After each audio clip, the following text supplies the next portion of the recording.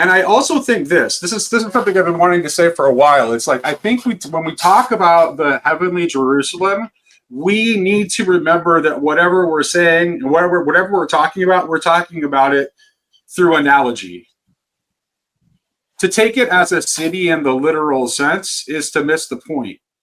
Yeah. Entirely. It's something analogous to a city, and I would say that its features are that it is based on plenitude and gift, and not scarcity and sacrifice, which is what civilization is based upon. So the idea of a Christian civilization is oxymoronic on the face of it, which is, I think, what Kingsnorth is intuiting.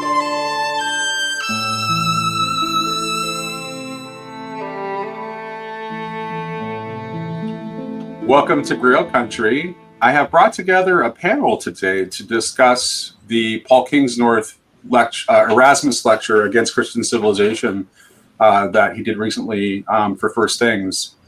And we're going to go ahead and do this estuary style. So we're going to start with introductions. Since we kind of know the topic that we're talking about, this is sort of a riff on the estuary protocol. So for the introductions, I'm going to have everybody say who they are and what their general political leanings are. And then after we finish with introductions, everyone will have a chance to give what their thoughts are in reaction to the lecture. And then we'll build up a conversation from there. So I'll start with myself. I'm Nate Hile, co-host of Grail Country, along with Shari, who you will also see on your screen. I'm very glad was able to join us today. Politically, I'm pretty much, I think everybody already knows my politics. I'm kind of infamous around the corner for being our resident Christian anarchist. So I'm a Christian anarchist. That's the best descriptor I can give for my politics. And so, yeah, that's it. Shari.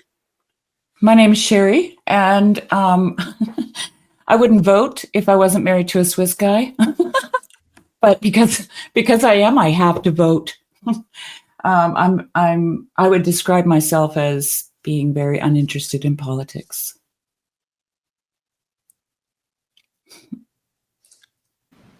I think I'm next if I look at Yeah, this. you're next. Sorry, Julian. Yeah. Okay, I'm Julian. I'm a student currently going to University of Winnipeg. I'm a Hutterite, which is a kind of often unknown branch of Anabaptism where we live in communities, live in community of goods, practice pacifism, and so that should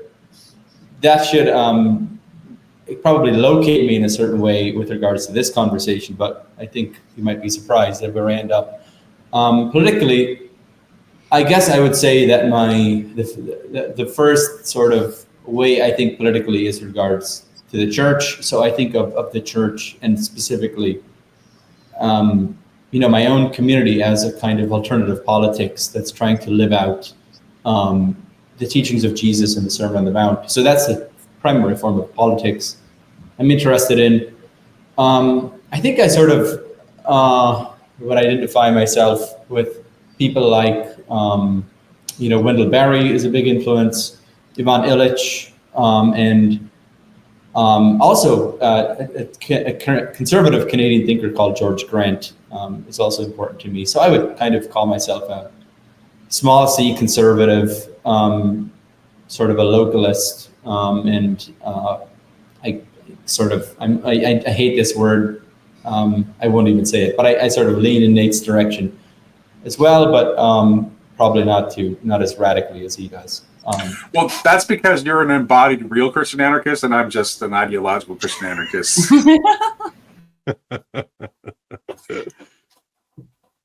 Chris. Yeah, I'm Chris, and both my church responsibilities and my teaching responsibilities make it hard to answer this question with much honesty.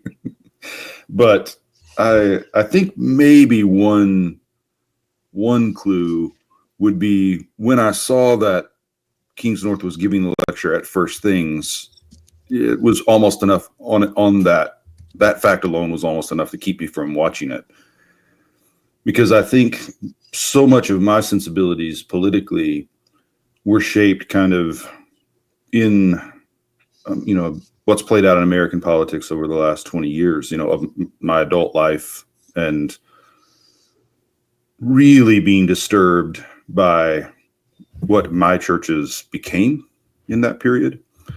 So I think, I don't know that I have a label for it, but I would say kind of my political commitments are often pragmatic and in response to what I've seen play out pastorally and theologically in my circles, and what I've felt as a real betrayal of the faith and of human calling. Thank you, Chris. Kale. Yeah, hi. My name is Kale Zelden. I'm a Catholic, and I think my default mode is probably just a conservative. But I would say that conservatism has sort of morphed and changed over the course of 30 years. I have a sort of a default appreciation for institutions. Both, I think, by way of my Catholicism, but also by way of my Americanism. And if you know anything about Catholicism, you know that Catholicism and Americanism have oftentimes and even explicitly been kind of sort of in a conflict of sorts. And so I was once a sort of a bright young whippersnapper student of somebody like Father John Courtney Murray, who sort of made it okay for American Catholics to be American Catholics. And that was sort of my initial sort of take on things. That has changed quite a bit, and I feel myself a little bit being a little bit schizoid. I have this other part of me that is very much in keeping, Nate, with Christian anarchism, and I'm not really sure how to square that circle. It's something that goes on inside of me temperamentally. I am.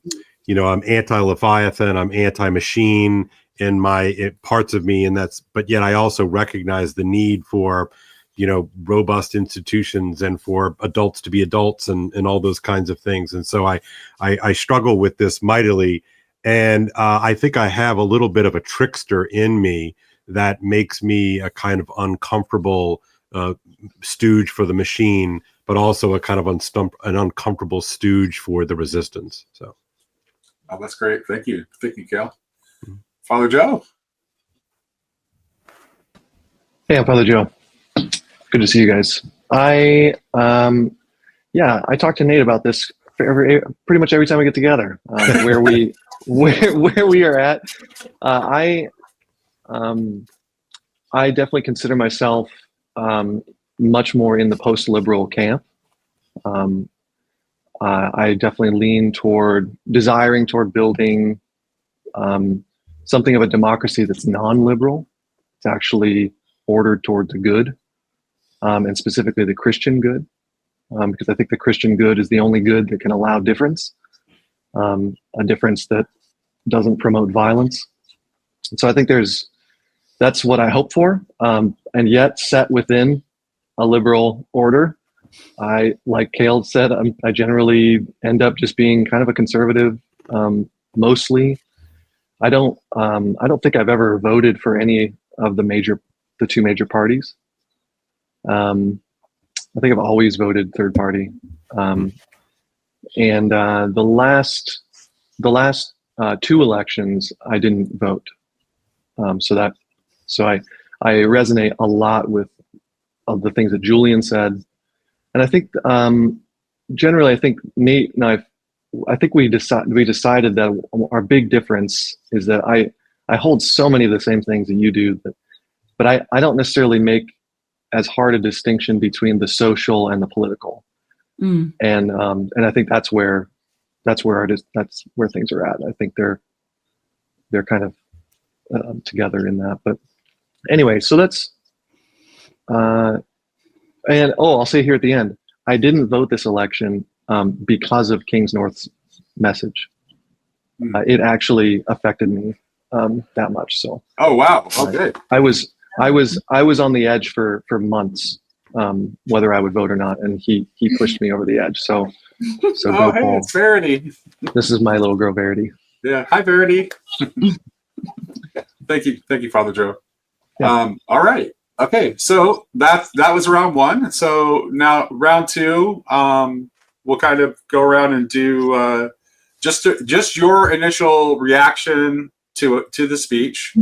And in giving my reaction, I kind of want to address what Chris said in his introduction, because I think part of why I wanted to talk about this is the fact that Kingsnorth had the courage to deliver this message to a First Things audience. That was bold. And so it wasn't, and Julian and I have been talking a little bit about this before recording, and it certainly wasn't the best statement of the argument that I've ever heard that Kingsnorth was making. For a perspective that I'm generally aligned with as a Christian anarchist, I've certainly heard better expressions of the argument. But the fact that it's what came off to me as the genuine sincerity of his belief in the message, like his belief that he had to speak it as gospel, even though the audience would not be receptive to what he was saying, that made it more important to me. That raised it in my salience hierarchy. Yeah. Even though I've certainly heard technically better expressions of it. And I don't agree with Kingsnorth about everything. I kind of, I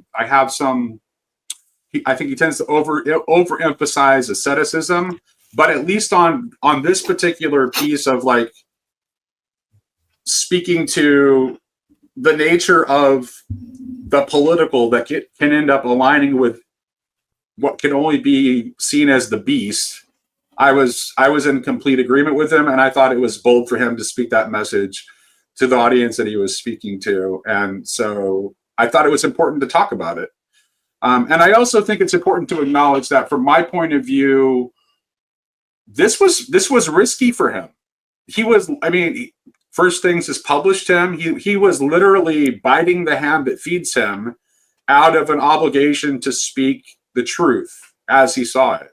And so even if I would say that even people that don't agree with what he was saying and would want to nuance it or maybe reject it entirely, I think we need to acknowledge that it's very clear that he did this out of an obligation, a sense of obligation to speak the truth, because it was not something that was free or easy for him.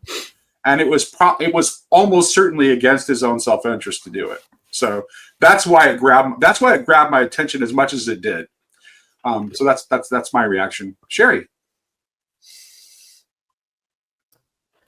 Can I let you guys go first? I feel like a fish out of water in this conversation because I don't have any, like, seriously, I don't know anything about First Things. So I'm finding this kind of fascinating.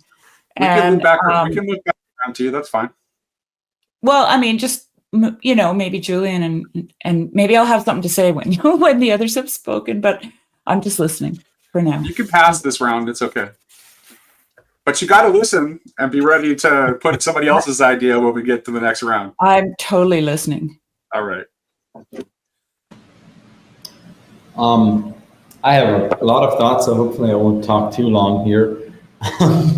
I said in the introduction that, you know, me being an Anabaptist should kind of locate me in a certain way vis-a-vis this lecture. And a Hutterite friend of mine sent me this video and said, "Wow, Paul Kingsnorth sounds like an Anabaptist here," and I agree with that. I think that's a good characterization of the position he's staking out. But my initial gut reaction when I hear Kingsnorth in this lecture and when I hear him elsewhere is I find him annoying. I don't like Kingsnorth, and I don't know. I've been struggling to describe why. I think one way for this becomes a live issue for me is that I feel like I've taken the position that Kingsnorth is taking in this lecture in the past, and I've moved on to a different place. So I think he's definitely getting at something real in what he's staking out. You know, these hard sayings of the Gospels of hate your parents, you know, practice nonviolence, don't take possession, don't have possessions, and so on. Yeah, this kind of radical critique of creation, a kind of apocalyptic perspective is how I would describe it. That's there. I think that's right. I also associate it with Kierkegaard, particularly in his book Attack Upon Christendom, where he sort of, I've prepared some quotes here, where he sort of says, all of it, what Christendom basically does is it just sort of creates this separation between you and Christ. It's just these layers of separation, and we need to kind of get beyond this history and kind of come to contemporaneousness with Christ. And so this vision of that thing that animates him, I think, is this vision of nakedness, this vision of the nakedness of the garden, this naked Christ, this kind of fool, the sort of Russian fool is kind of in the background here. And I think you kind of need to see that to be a real Christian. You kind of have to get that about Christianity, to understand something. I think another piece that comes in here is this critique of technology, which is definitely, in my understanding, influenced by Ellul, who talks about technique as this kind of overriding, overpowering system within which we kind of have no escape. And that's in the background for Kingsnorth's view of the machine. But I think my problem fundamentally with Kingsnorth is that he wants to return to the Garden of Eden. He wants to return to this nakedness. He's got this, I would describe it as a fantasy of purity. He's got this fantasy of stripping it all away. And I think where it leaves him is kind of radically discontented and radically unable to do anything about it. And so it's a kind of endless self-flagellation and with an impossibility to do anything.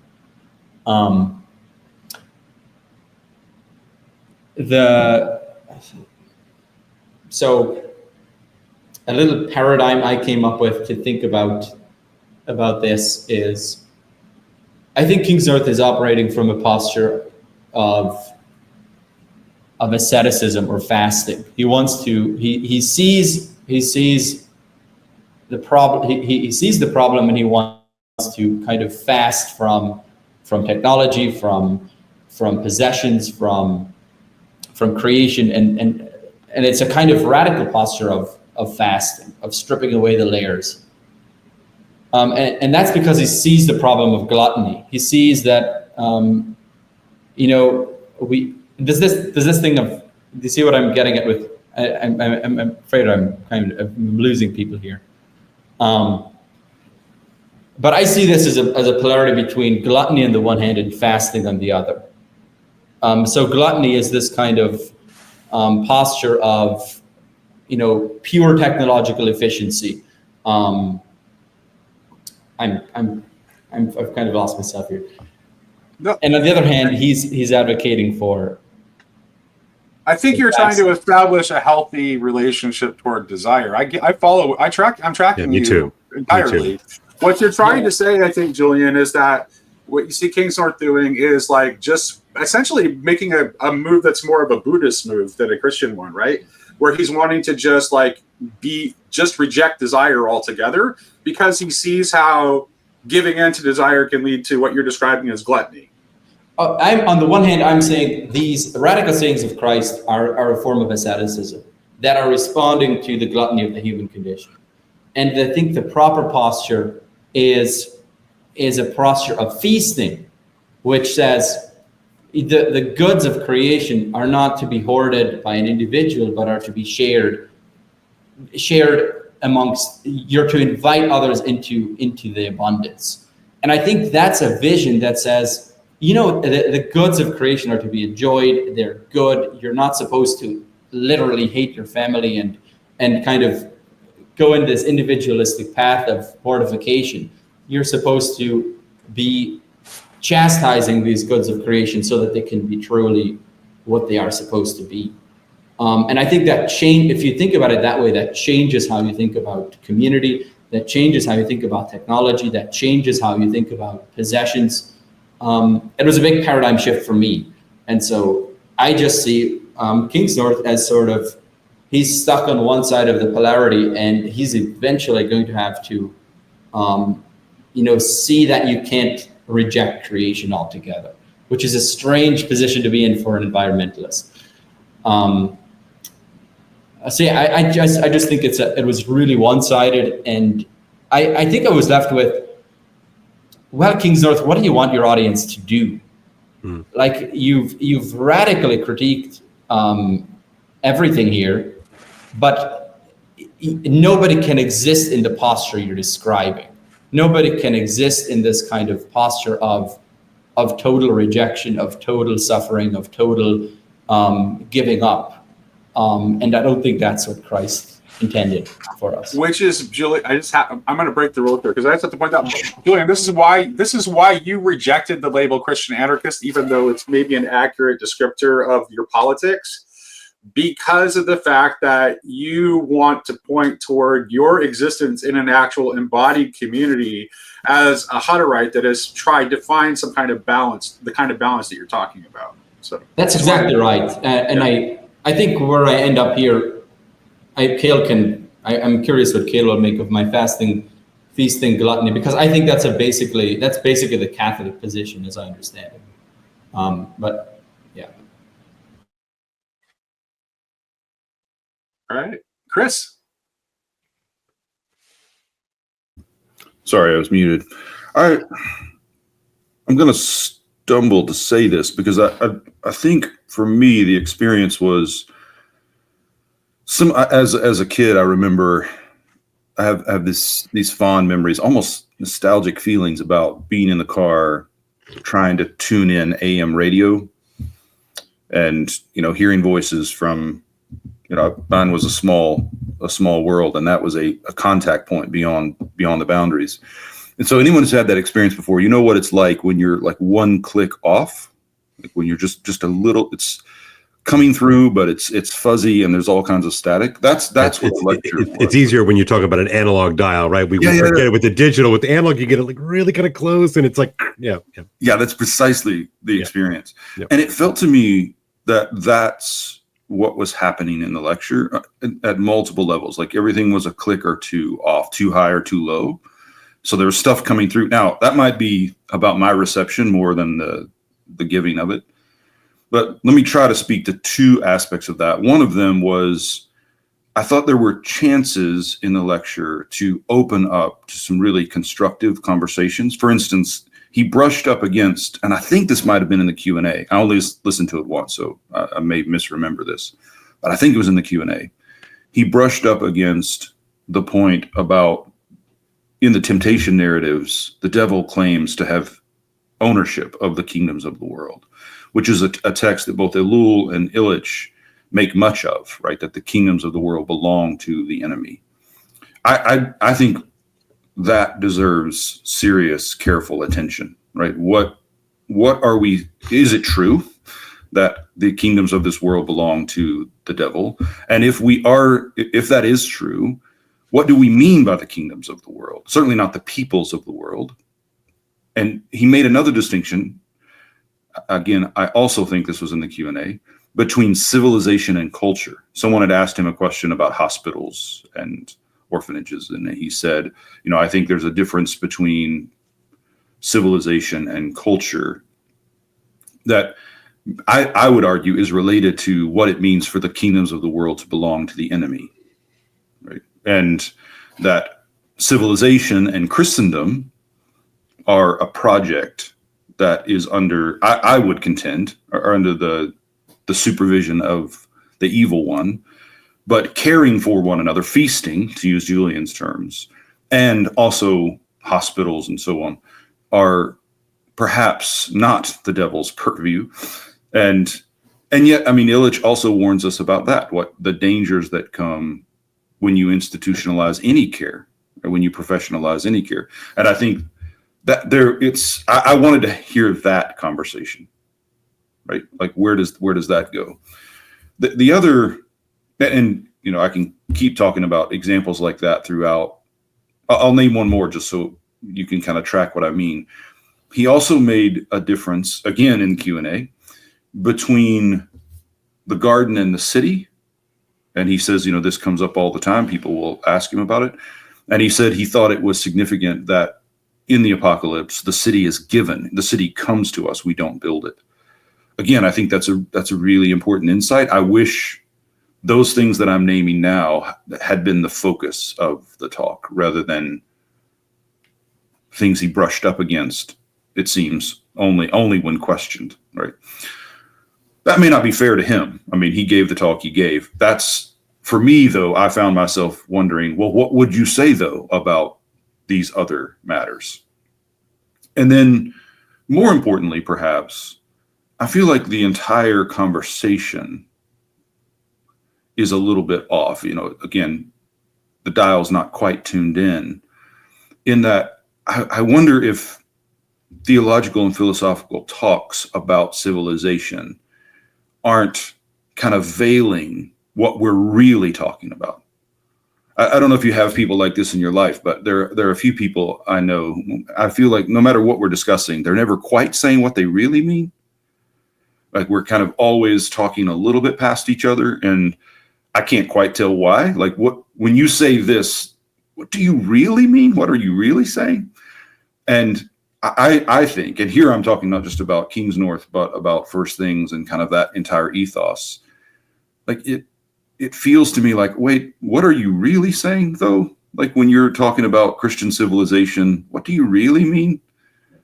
And it's an uneasy feeling for me, one that I can't fully name, because I'm not sure the people in the conversation even know exactly what they're saying. It feels a bit cloak and dagger to me, and the untruthfulness of it is uneasing for me. And that, again, that's not to call out Kingsnorth. I mean, he's just sharing what he's sharing, but that giving it in that setting with, again, for me, 20 plus years of the conversation swirling in schools and churches where I serve, that First Things is representative of. It's certainly not all down to First Things, but like that they represent, like that. I feel like that's that kind of not quite being truthful about what you're really saying has shows up in a lot of these places, in a lot of these conversations. I hope that makes sense. Kale. Yeah, so I really enjoy reading Kingsnorth's work. I probably stumbled upon him by way of Rod Dreher initially, and I met his work at such a point in my life where I was profoundly dispirited by the state of the sort of the governing structures of my own church, and so that's an important sort of point for me personally. So I enjoy his writing. I enjoy his invocation of Elul and sort of leaning into the conversation about the machine or technique, looking squarely in the face, or an attempt to look squarely at the face at techno-optimism and its allure. And so I've been attracted to his work on those grounds. I was also kind of thrilled, I think, to see that he was going to go right into the heart of a First Things soiree with quite a pedigree of speakers at the Erasmus Lecture sequence of, including then Cardinal Ratzinger. So that was it's a pretty impressive, symbolic moment. And as someone who's read First Things off and on for a really long time, I mean, I would say since I was maybe 17 or 18 years old, and have seen it go through its various permutations, especially in the wake of the death of Newhouse and the kind of ignominy that Newhouse, I think, rightly went through with his support of what turned out to be a truly demonic and vile character in Marcel Maciel, the head of the Legionnaires of Christ. And so, and of course, that coupled with I think the real, I guess this is putting it lightly, but the egg and face in the aftermath of the Iraq War debacle and his support for all of that. Anyway, I think that's an important part of this context.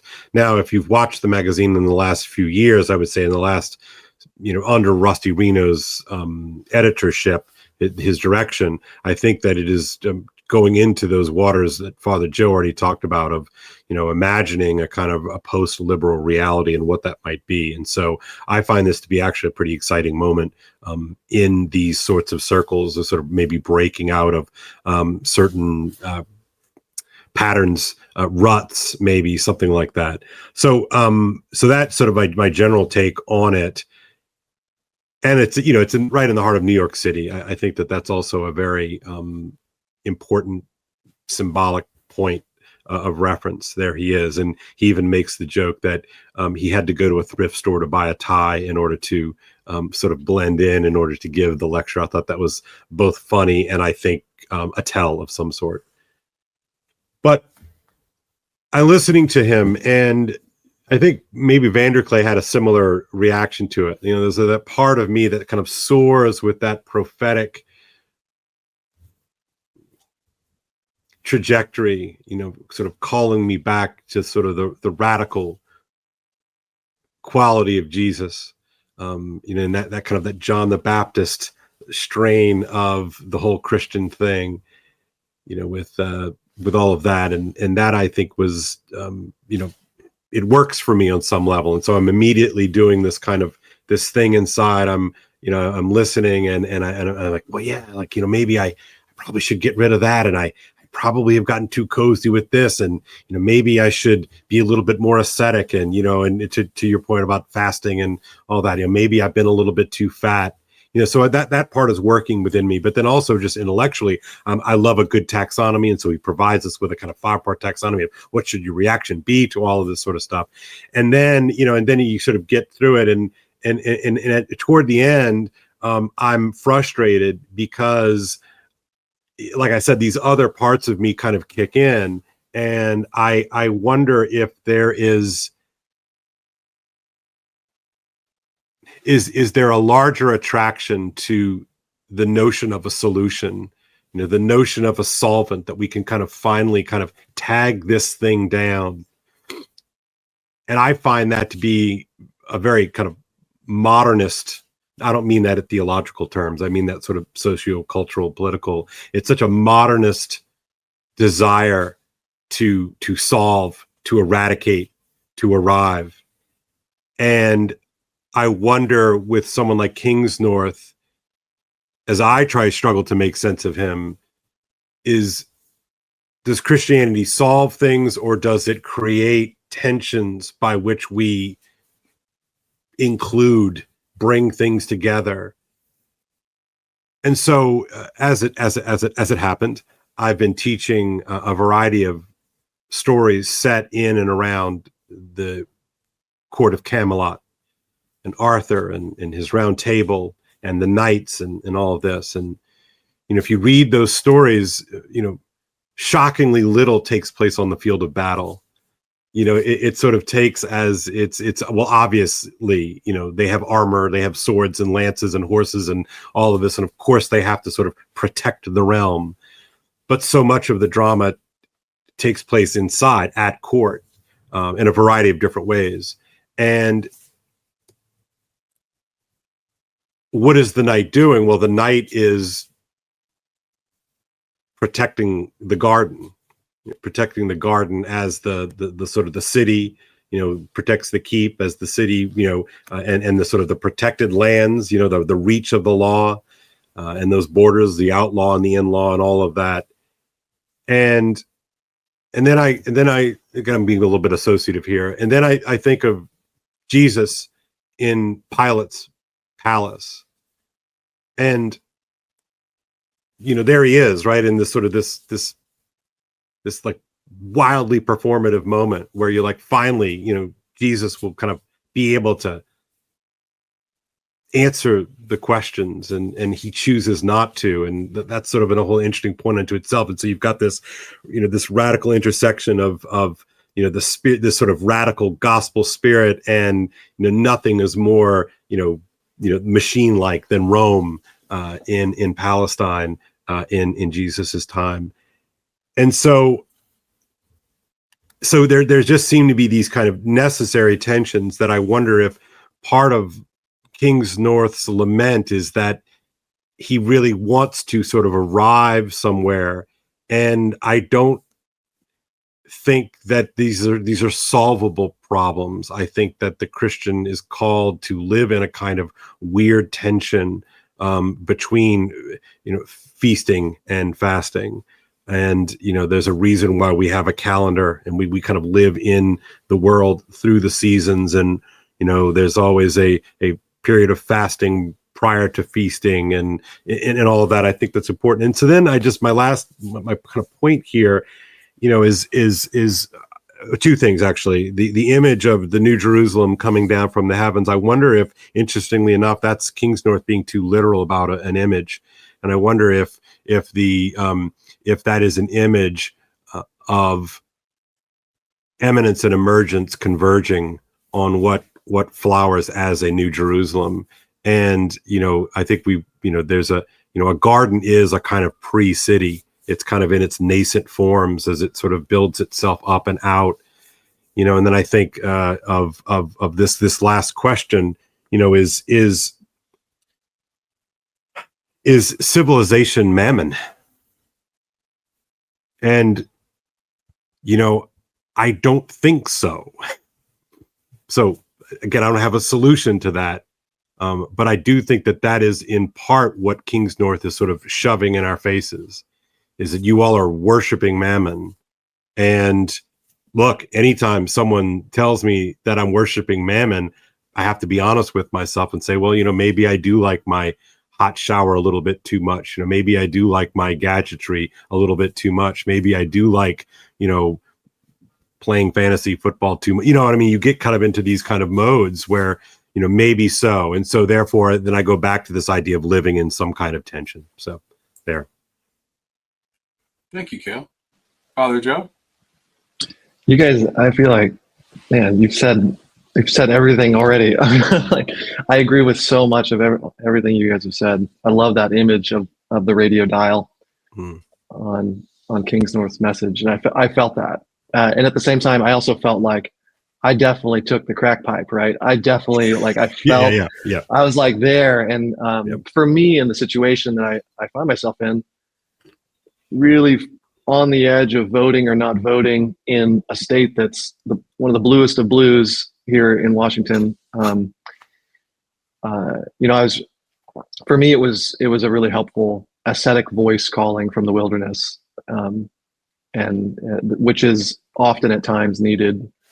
And yet I don't think that choice that I made not to vote was actually should have been everybody's choice. And so there was something unique about my position and place. But I totally agree with everything that was said about Kale, that you said about the city, and my vote. Somebody said on Twitter. Let me pull it up one more time. I tell people often, voting is one of the least political things you do in your entire life.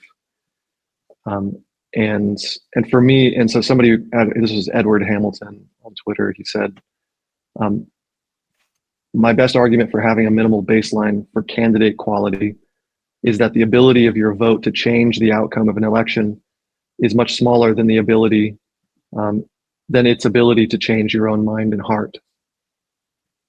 And I thought, for me, that was my vote, the measure of its ability to change things in the world versus what it's going to do to my heart, having made the decision. And I just felt like, I was in a place, Kingsnorth kind of pushed me over the edge, where,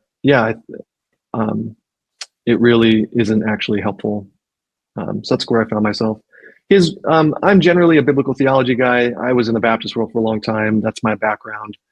And so I have And I did some other work with Peter Leithart afterward with the Theopolis Institute, and so I'm generally, his imagery of the kingdom of cities and of civilization.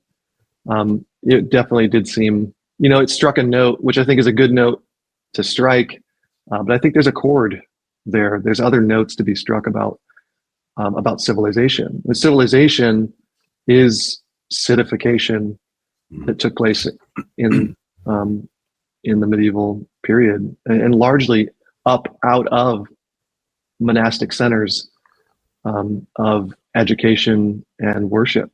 And so you have this like natural outgrowth of the ascetics, in some sense, those who went out to have like these monastic places of prayer and learning.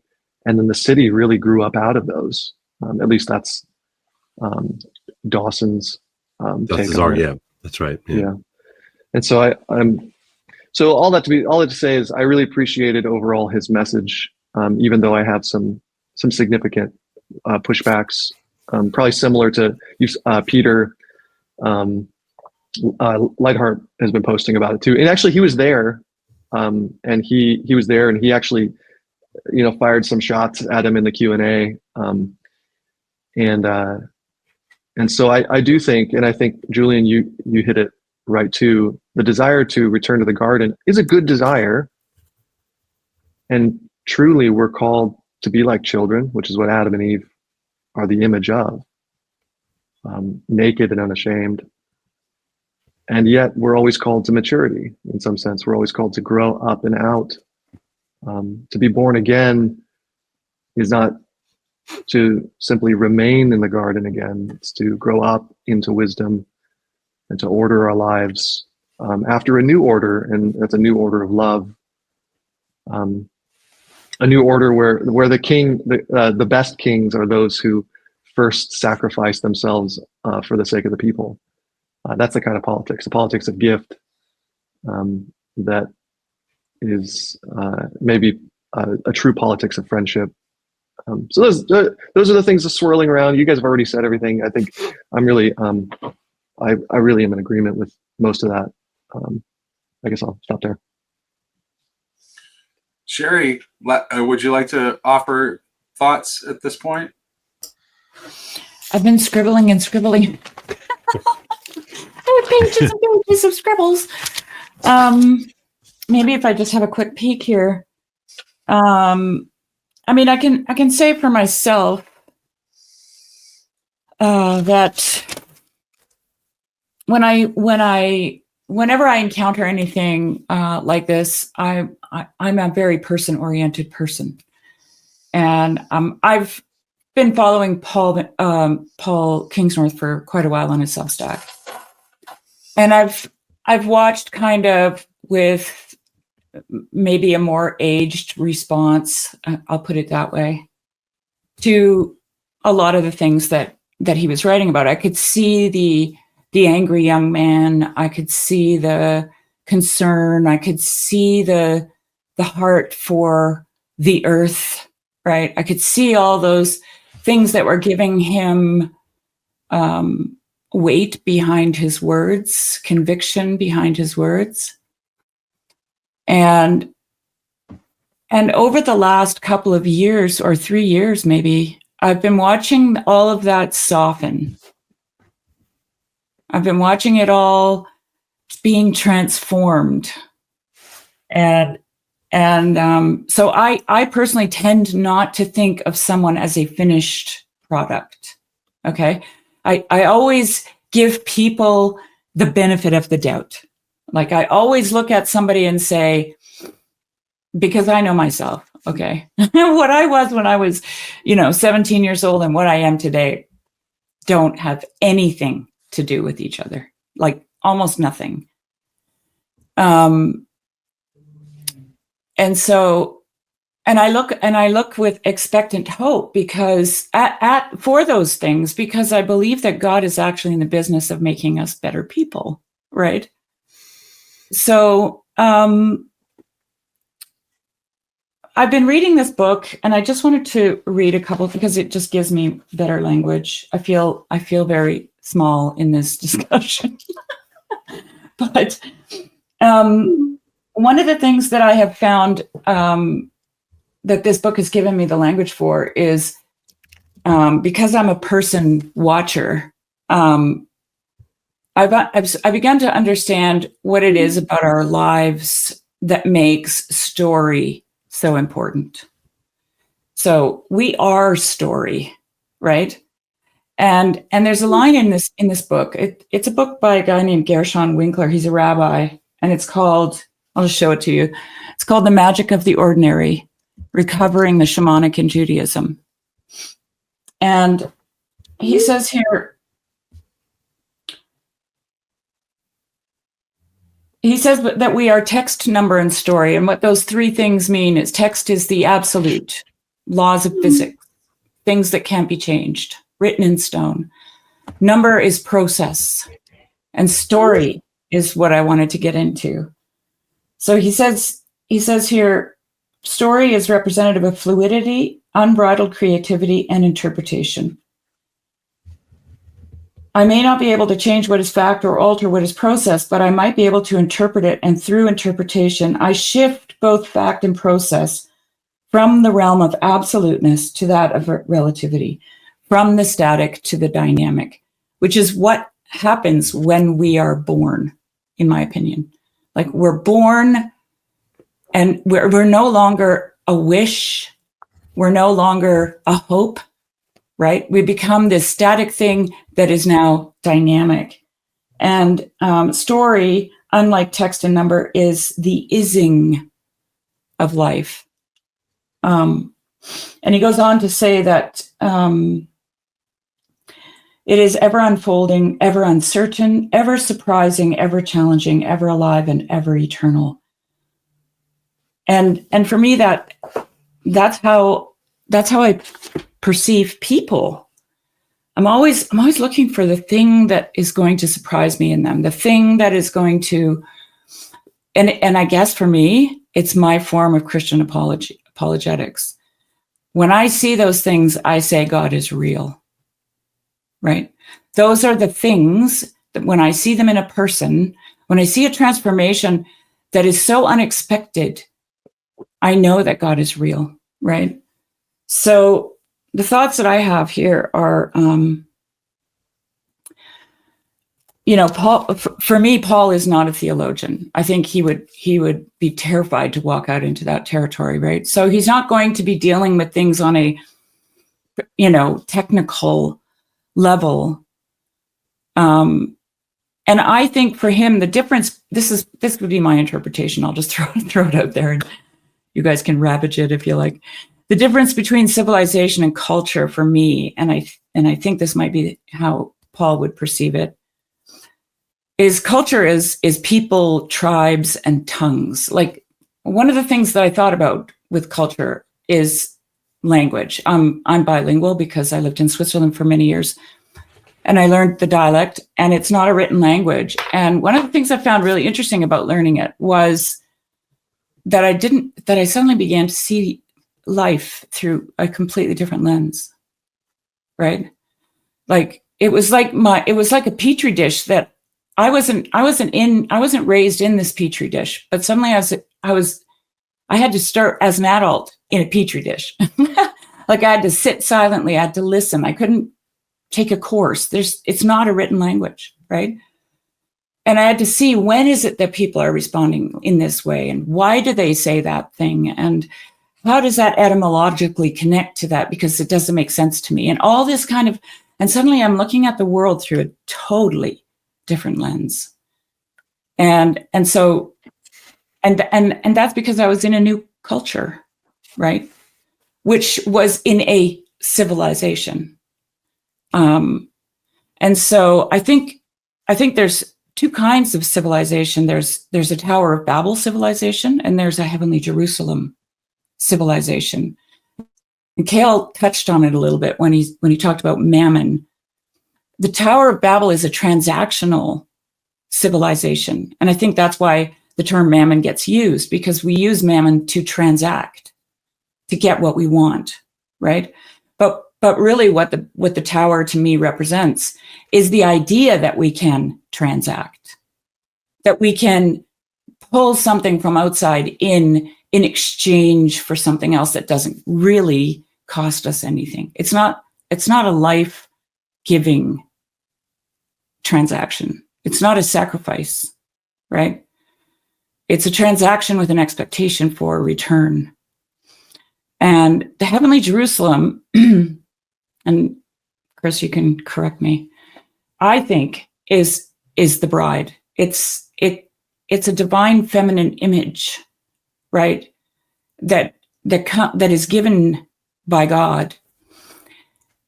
And for me, the ultimate ground of the divine feminine is to say, let it be unto me. That this is what the divine feminine is saying all the time. And just to make it really short, I don't want to talk too long, but I have so many thoughts about this. What I heard Paul say above all else was, we have to accept and embrace it. And that was one of those moments where I was like, God is real, because Paul Kingsnorth has been on the defense for years. He's been armored up. He's been carrying weapons of war. He's been wanting to destroy, the enemy. And all of a sudden, in this talk, he said something completely out of his ordinary, at least for my ears. There was one other thing in connection to that. Where did I write it? Oh yeah, in the Q&A, the Q&A I found a little bit frustrating because the people asking the questions showed me that they weren't really listening to what he had to say. When he said accept and embrace, what I heard was, let it be unto me. I heard that the divine feminine voice in that. And the people in the Q&A wanted answers. They wanted to get into the weeds. They wanted to talk about the details. And he had no solutions. He didn't offer them any solutions.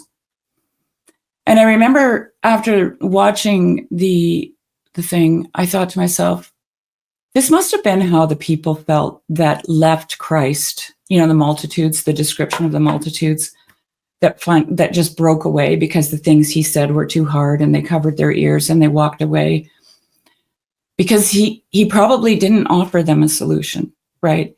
And this goes back to the golden calf. This might be a real jump, but the people said to Moses, we want a God to go before us. We want to see. We want a solution. We want our eyes to be able to behold, right? We want answers. And so we're going to make this thing and we can see it and we can follow it around, right? And I watched a conversation with Zevi Slavin, and Zevi said, oh, they didn't want a God who riddles, a God who says, I am what I am, or I am becoming what I am becoming, right? That's not what they wanted. They wanted something certain, something absolute. And so God said, you want something to follow? Here you go. And he gave them the law, right? So there's something about being a Christian that doesn't give us the answer. And I keep going back to the hidden life, right? That George MacDonald talks about this, and I love him so much for this, that we have to do the thing that God asks us to do. And in doing that, we become living stones, right? That builds the temple not made by hands. So that's it. I'm done. But you have nothing to say. Oh, Shari, I love it. That was so on brand, by the way. Like, I have nothing to say, and then you have all things to say. just before moving on to the next round, I just want to contextualize for the people who listen to this, Shari's remarks about to what was it to accept him? What was it that Embrace. to accept and embrace? He said that specifically about the death of Western civilization, whatever it is. Which That's we what know he, is, so which we know just is, to contextualize that so people understand, like that's what he's saying, that basically he's saying we need to be willing to let go of it, whatever it is. well, yeah, and accept it and embrace. but this death that he's, like Kale mentioned, the prophetic aspect of this, and I think this is true, and I think that's what makes it difficult for people to digest, because it's prophetic, right? Because he sees something, and he sees something that nobody can actually clearly see. So, yeah, but this death includes like all the other things that we've been touching on, technology, you know. And I mean, the scriptures talk about this. They talk about turning the weapons into plowshares. you know, I want to modify that. I want to modify what I just said a little bit, because I actually because I think it's important to distinguish between death and dying. Because at the point of death, you're already like at the threshold, and you're at the threshold itself, and you're going to pass to whatever is beyond the threshold. It's actually the process of dying that he's asking us to embrace, which is the thing that that's what we're really terrified, is the process of dying itself, more than death itself. It's the process of dying that we really want to reject. Is that Tolkien's long defeat, Nate? Yeah, I think that you could the dying. That. And I think Tolkien is and Tolkien is interesting here too, because in some ways Tolkien like embraces the paradox fully, right? Yeah, he gives you the image of the ring, right, as like that is the most clear symbol you could have for like our power inclinations gone awry, but at the same time, he ends it with the return of the king. Yeah. And so he's just as like, and he's right. And Tolkien, interestingly enough, described himself as leaning both into Christian anarchism and monarchism. Right? Yeah, and that's where I find myself gravitating toward. And it's like, how can this be? I got, anyway. Yeah. So but let's go ahead and move.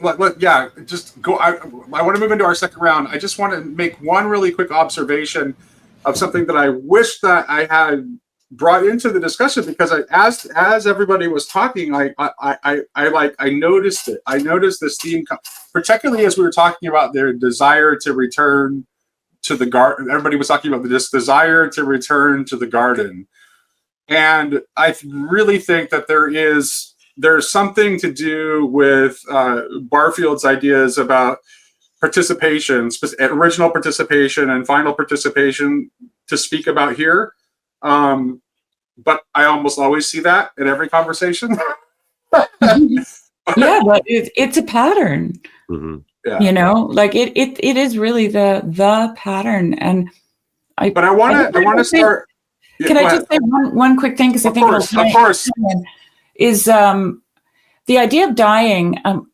I'm always really surprised at a lot of Christian response to death, because there's a lot of talk about resurrection, and there's a lot of talk about, eternal life, but there doesn't seem to be a real grasp of the fact that when someone has passed, they're not dead. Right? Like they're not dead means done. It means final. It means gone. Right? But for the Christian, death is a gateway into a transformation. And I think that the scriptures are always talking about transformation. So I just wanted to, and that's what I think. That's actually one of the reasons. Right. It's a transformed civilization, right? It's not like something unique, or it is, but it is. Right. You know what I'm saying? Right. It's like the New Jerusalem is not a turnkey city. Right. Right. It's like, oh, that's okay. It's here now. We can sort of like ditch the old thing and pop in. Anyway, go ahead. Sorry. No, great. I want to reverse the order for the second time around, especially to make sure that Kale gets another chance to talk because he's the one that's highest. So, Father Joe, starting with you, of the things that you've heard that have been put out on the table, what would you most like to talk about? I'd like to throw a question on the table that everyone should answer, which it's a variation of what Chris asked, but we've been talking about Christian civilization. And I think the real question is, what does that personally evoke for you? What do you think of when someone says that? What is that thing that is dying or has to die or shouldn't die or should be reborn? Where does it intersect with what you're experiencing in the local church or in the culture or in your own life? It would be helpful for me to get a sense of where people are coming from. Okay. So maybe people could give their own impressions as they, in addition to saying what else was put out on the table they'd like to talk about, people can kind of give their understanding of what the meaning of Christian civilization is. Cool. I will do that. I will jump in. I guess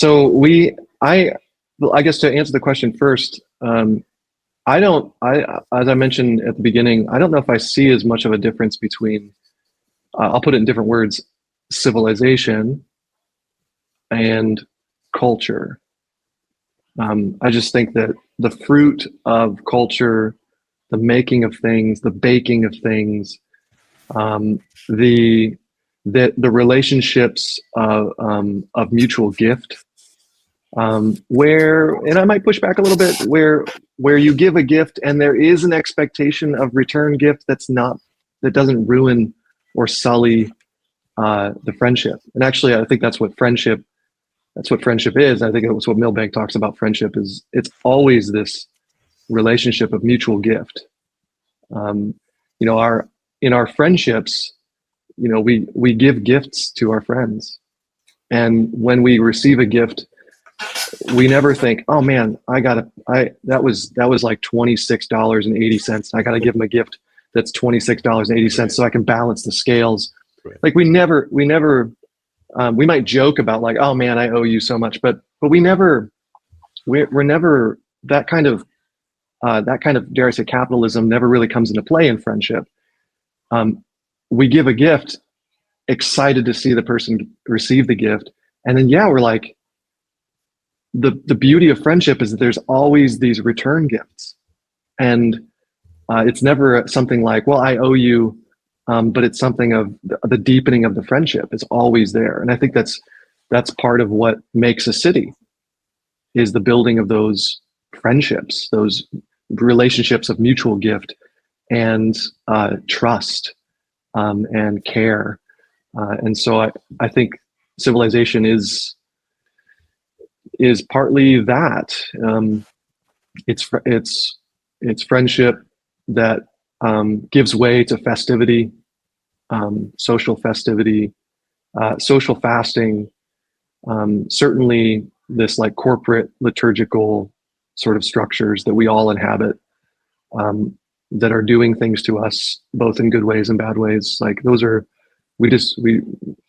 that is, but then what's difficult about that is that doesn't so much differentiate. Well, we're talking about cities in some sense, and you can have that in rural areas. You can have rural festivities. You can have rural mutual gifts. So I don't know. Perhaps I don't have as clear a grasp on civilization. So I'm really interested in hearing more about how you guys think about that. I'm also really interested in hearing more. I definitely think, I've been impacted by Lightheart a lot, and he's rang this chord over and over and over. Worlds die. Worlds die. And we see that throughout the entire story of the scriptures. There's a worlds that die and are resurrected and die and are resurrected. There's ages that come and go. And so part of the message from Kingsnorth is the world's dying. And we are simply to say, let it be. May it be unto me. And yet, as Christians, death is shackled to life. It cannot but bring forth new life. And so I think I'm really interested about what is that new life in the midst of maybe a dying culture, civilization, Christendom, what are those acts or festivities or liturgies of new life? So I don't know if I actually answered any of the questions, but I'm interested in hearing more about that.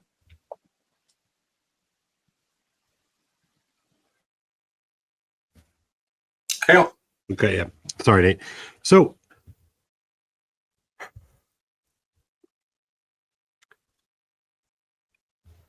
I hesitate to do this, but I think one of the figures that is haunting these conversations that we have, and surprised that it's not brought up more, but it's Girard, right? And the his sort of counterintuitive claim that civilization begins upon the first murder, period, full stop.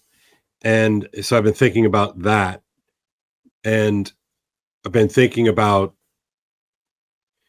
does civilization begin the first time a husband has to pick up a knife to defend his wife and child? And so therefore I'm loath to say that that's bad. And, in the Q&A, it came up, of course, and Kingsnorth kind of chuckled when that part came out. But to me, so much of this conversation starts there, the what would you do conversation. And if we look at the city, and if we look at the monastery that I think has already been invoked here, part of the reason why those things emerge is that simple act of protection against inimical forces that would eat you, and animals and humans. And I think that is an important part to inject into this conversation. That doesn't mean that I can't, on the other side, lament, the destruction of the temple, to lament the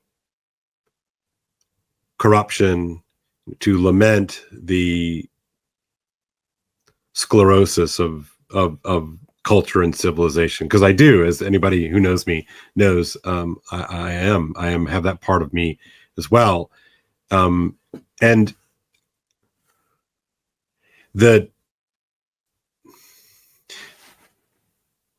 so therefore I'm Shari, you said, culture, you made something that made me write down this notion that culture is something that takes place on a time horizon. And it's one thing to have these conversations as an individual. It just seems like an entirely different conversation when, you're a dad, in my instance, in my case, as a parent, and I think of the young Kingsnorth and his kind of John the Baptist like purity, and I think of the older Kingsnorth now, who's working these things out, and I think that's good, right? As I commented earlier, I think it's good that this is the conversation that's happening, that he goes into that place and says the kind of things that he's saying. And you're right, he's not a theologian, but I also wonder if treating him like the oracle is problematic. He's an oracle. I do think he is. I do think he operates in that vein. But I wonder, what's to be done? So the famous 19th century question, what is to be done? And I'm not sure. I'm not sure in any kind of macro political way, what is to be done. So I'm just going to stop there, because I feel like I'm kind of wandering off into my own little places. I'm anxious to hear what others are saying. So sorry, Nate. Chris? Two quick thoughts. I think what Kale just said about this coming down to, or coming up from, what would you do scenarios. This is one of the places where I'm deeply indebted to Howard Wass, who's done a lot over the last few years, I think, to question some of his own project. But one of the things I think Hauerwas is absolutely right about, and is more right about now than he was when he said it the first time, is what we tell ourselves when we imagine a reason for violence is already a betrayal of what violence has done to us. If you look at scripture, violence does not begin in defending your loved ones. It begins in killing them. It is impossible to find a story of an originating story of violence as defense in scripture. That's not the way the scripture talks about violence. It's the way that we imagine violence on the other side of violence having been done to us. Right? Cain's violence initiates a world in which we then begin to have to imagine what it's like to defend ourselves against violence. And I think that truth has to be owned first, right? There's still room for reasonable minds to disagree about what we do then, right? For sure. But what we cannot do is have a mythology of violence being born out of love. Like violence is never born out of love, and not originally, right? And I think that Hauerwas, I think, put his finger on something really crucial there, right? Again, that doesn't solve our problems in terms of what we do, to Kale's point, right? It doesn't tell us what to do, but it does keep our imagination honest. Mm-hmm. Right? Do we actually imagine that violence emerged first from defense? That's to say that violence begins in love and protection. But of course, you wouldn't need to be doing that at all if violence wasn't already afoot in the world, right? So I think just in terms of imaginative exercise, that's really important. And Girard, whatever his other problems are, and I mean, I'm not a Girardian, I think he has recognized that is the scriptural witness about kind of the source of violence. I'm going to answer two questions at once, both Julian's questions about what do I mean when I talk about Christian civilization, and I'll say this too to Father Joe. I don't know what we call it, and I'm not sure we can find language we would all agree on. I'm sure we can't. But I do think there is some kind of difference between something that Kingsnorth called civilization and what he called culture. There is a reason that in the temptation narratives, the kingdoms of the world, their authority and their glory are said to belong to the enemy. So there's something there that has to be named. I don't know what we call it, right? I mean, I get annoyed with how easily people throw the word empire at that reality, because I don't think it's limited to empire by any means. Like, I think much smaller scale concentrations of authority and glory are just as wicked, just as destructive. I don't think you have to think only at the empiric scale. But I do think it's worth trying to find language that will work. It'll always be rough and ready. I mean, language is always rough and ready in every conversation. So I don't think we're going to find the exactly right word. But I don't want to collapse all distinctions. Like, I think there are distinctions there worth holding. And in terms of say it again. Can I say something real quick on that? Please. Yeah, I do think. Actually, I think Kale. I was thinking about this before. I was like, well, what is that? The king bears not the sword in vain, so to speak. Who has the monopoly on violence, or whatever you want to call it. And so I do think that it really, in some senses, there's kind of a center there of like, well, is this, are we pacifists or not? In some sense, like that's kind of, there's a core piece there. Another thing is there. Not only are the kingdoms of this world, it could be said that they were Satan's, and that what it means in the Great Commission is that we are to disciple the nations, meaning the kingdoms. So there could be a positive thread there, especially with Revelation and the kings of the earth bringing their glory into the kingdom. So that would be some of the those things being overlapped, and that idea of the kingdom of heaven, the city of God coming down That is what we pray in the Lord's Prayer. Thy kingdom come, in some sense, that this is that sort of lived out process of every Christian. And so that's why I see those two things a little bit kind of drawn together. But I think you're right. I think there has to be a distinction. Sorry. Yeah, sure. And I'm not certainly trying to persuade everyone. I know that's not going to happen in the short run anyway. But I'm just contending for, let's keep our imaginations honest and hold these distinctions, whatever language we're using, like to try to grapple with those distinctions the best we can. So yeah, I take your point. And of course, as you know, like work with scriptural text is still interpretation, right?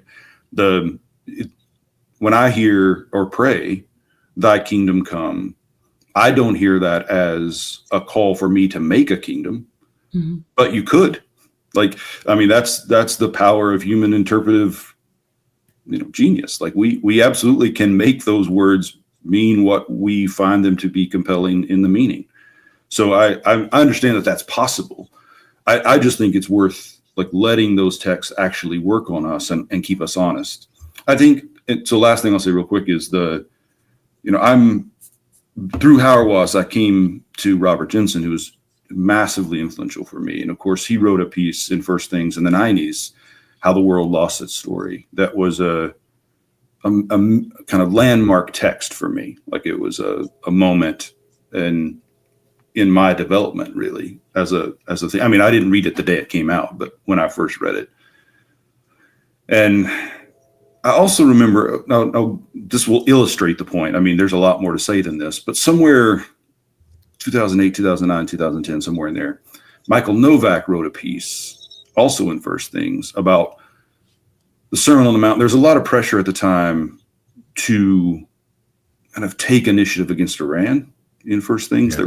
There was some of the same, strike first, rationale for. Yeah. And he wrote this piece, and this was another one of those moments, like in my intellectual, moral history, that was defining for me. So I remember that one I did read the day it came out, and he argues, and I can't quote it, would have to look it up to keep me honest, but he says something to the effect of that he had been on the Mount of the Sermon on the Mount and had been praying, and the thought had occurred to him, like, if Iran is not stopped by whatever means necessary, this land won't be here. And who would we be without the land of the Sermon on the Mount, or without the Mount of the Sermon? And I remember, I mean, even all these years later, I can feel the disturbance of what puts us in a place, intellectually, imaginatively, that we could sit in the place where Jesus gave the Sermon on the Mount, yeah, and philosophize about preemptive nuclear attack to defend the place where that was said. Like, whatever's right about Christian civilization, let's bracket that out. Whatever's wrong is in that reflection. Whatever's problematic is in the possibility of praying in the place where Jesus gave the Sermon on the Mount, and your imagination going to, we have to destroy those people before they destroy this place, because who would we be? Right? Again, I don't want to overstress that one instance, but to me, that's emblematic of when Kingsnorth says against Christian civilization, the part of me that says amen to it is the part of me that says amen to, don't let our imaginations come to that place. Where in the place of prayer, where Jesus said these words, I'm imagining an act of great violence to protect what this means to me, the symbolic value of the place, right? So again, I know that's a risky thing perhaps to say this early in a conversation, but that does kind of put my cards on the table.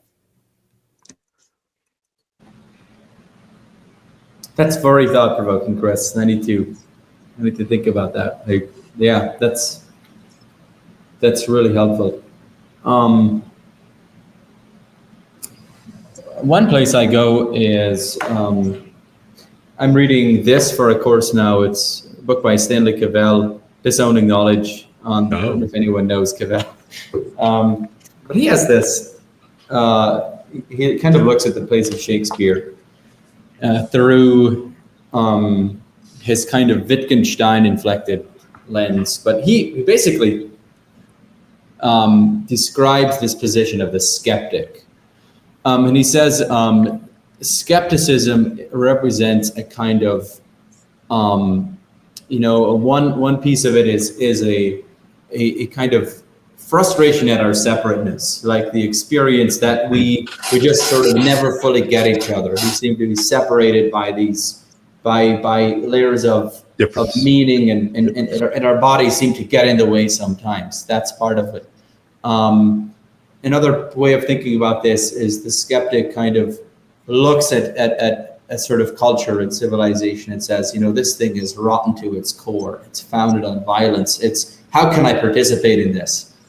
And so I think, and Kale says there's the truth of the skeptic. The skeptic has a point. We are separate. We are enmeshed in worlds that are fundamentally unjust in all sorts of ways. We sort of are enmeshed in this injustice. But then he's also aware of how skepticism can become fantasy that sort of grips us. So I think in this conversation, I think part of this is the fantasy of Christendom. In our imaginations can be a fantasy of, if only there was a society where I could fully fit in, where I would have to leave nothing of myself behind. If everything fits. The other fantasy, I think, is the fantasy of the garden. If only there was a place where I'm fully pure, I'm untainted, I'm fully in touch with nature, I'm fully, I'm not compromised in any way. And he kind of cautions, he sort of says, he invites this posture of acknowledging the truth of skepticism, acknowledging the truth that we are separate, that we are, but also acknowledging the fact that, the way he describes it is it's actually this separateness that makes communication possible. So it's actually the fact of language, the fact that we have bodies that enable us to actually communicate with each other, even though they also are the means of our separation. Yeah. I think that gets that kind of, for me, Kale kind of raises the right kinds of emotions and raises the right kinds of questions for all that we're talking about here. And he invites this posture of acknowledging the truth of skepticism and kind of acknowledging our separateness, being okay with being human in a way.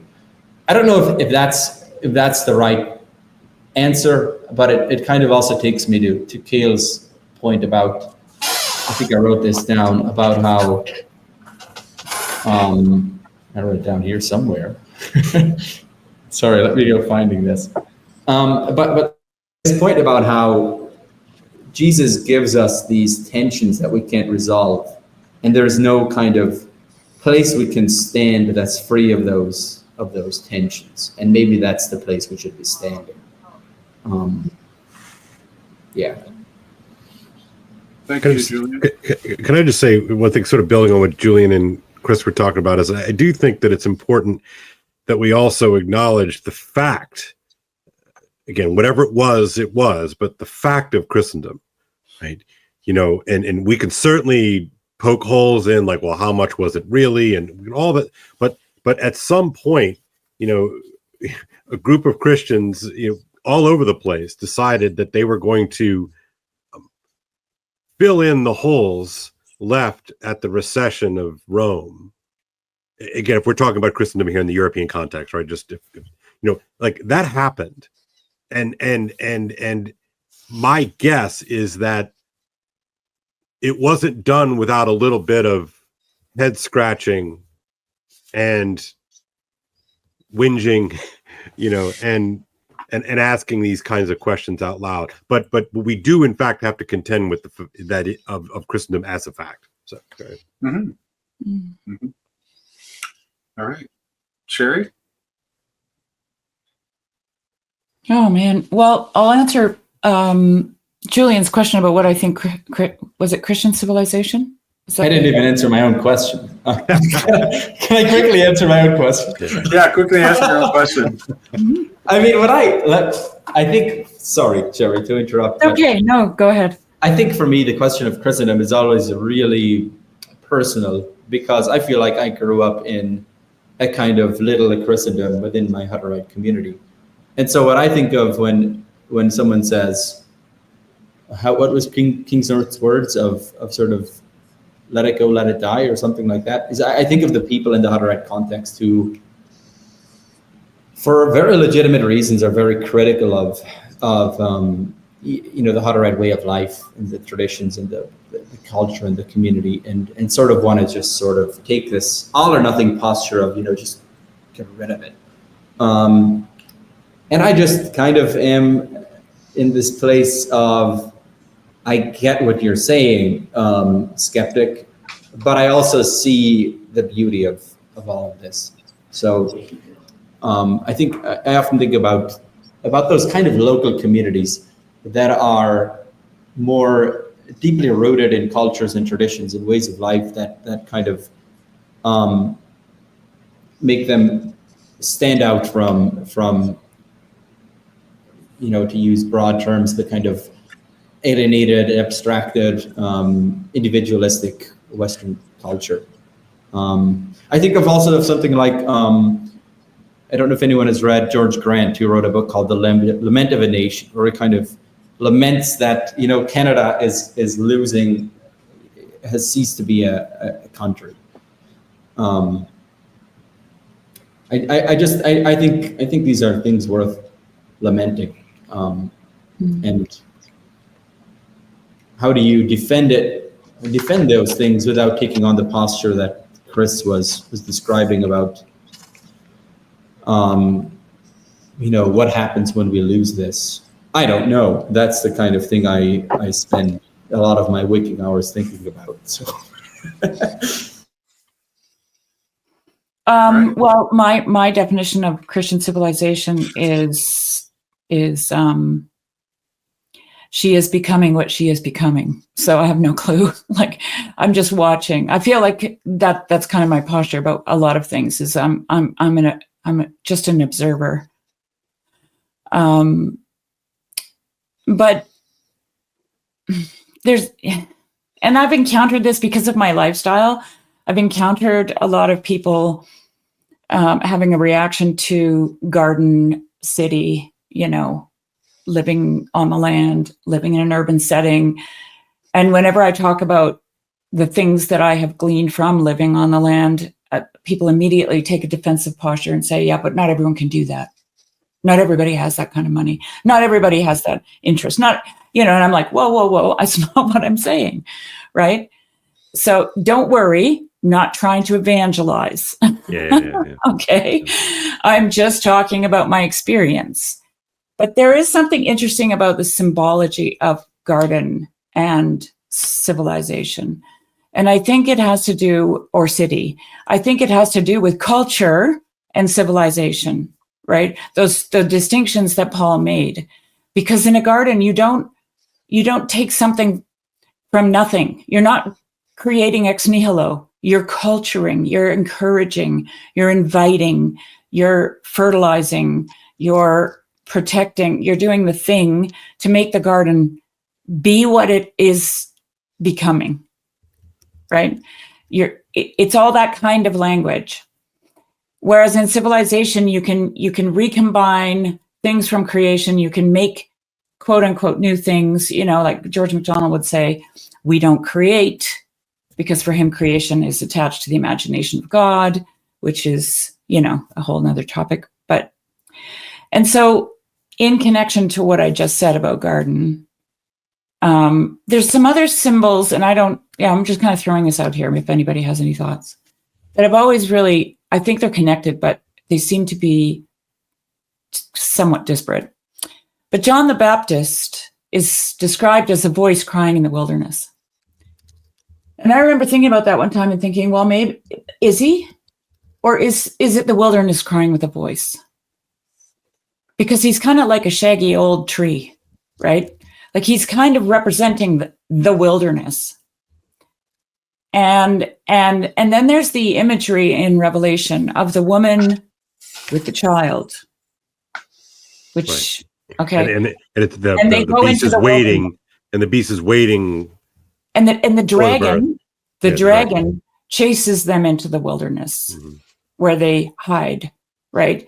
And I mean, God is hidden in creation. That's kind of like an obvious. But then there's also the child. We don't enter the kingdom of heaven until we become little children, right? And then the whole imagery of the divine feminine again, right? So those things have been screaming at me for a long time, and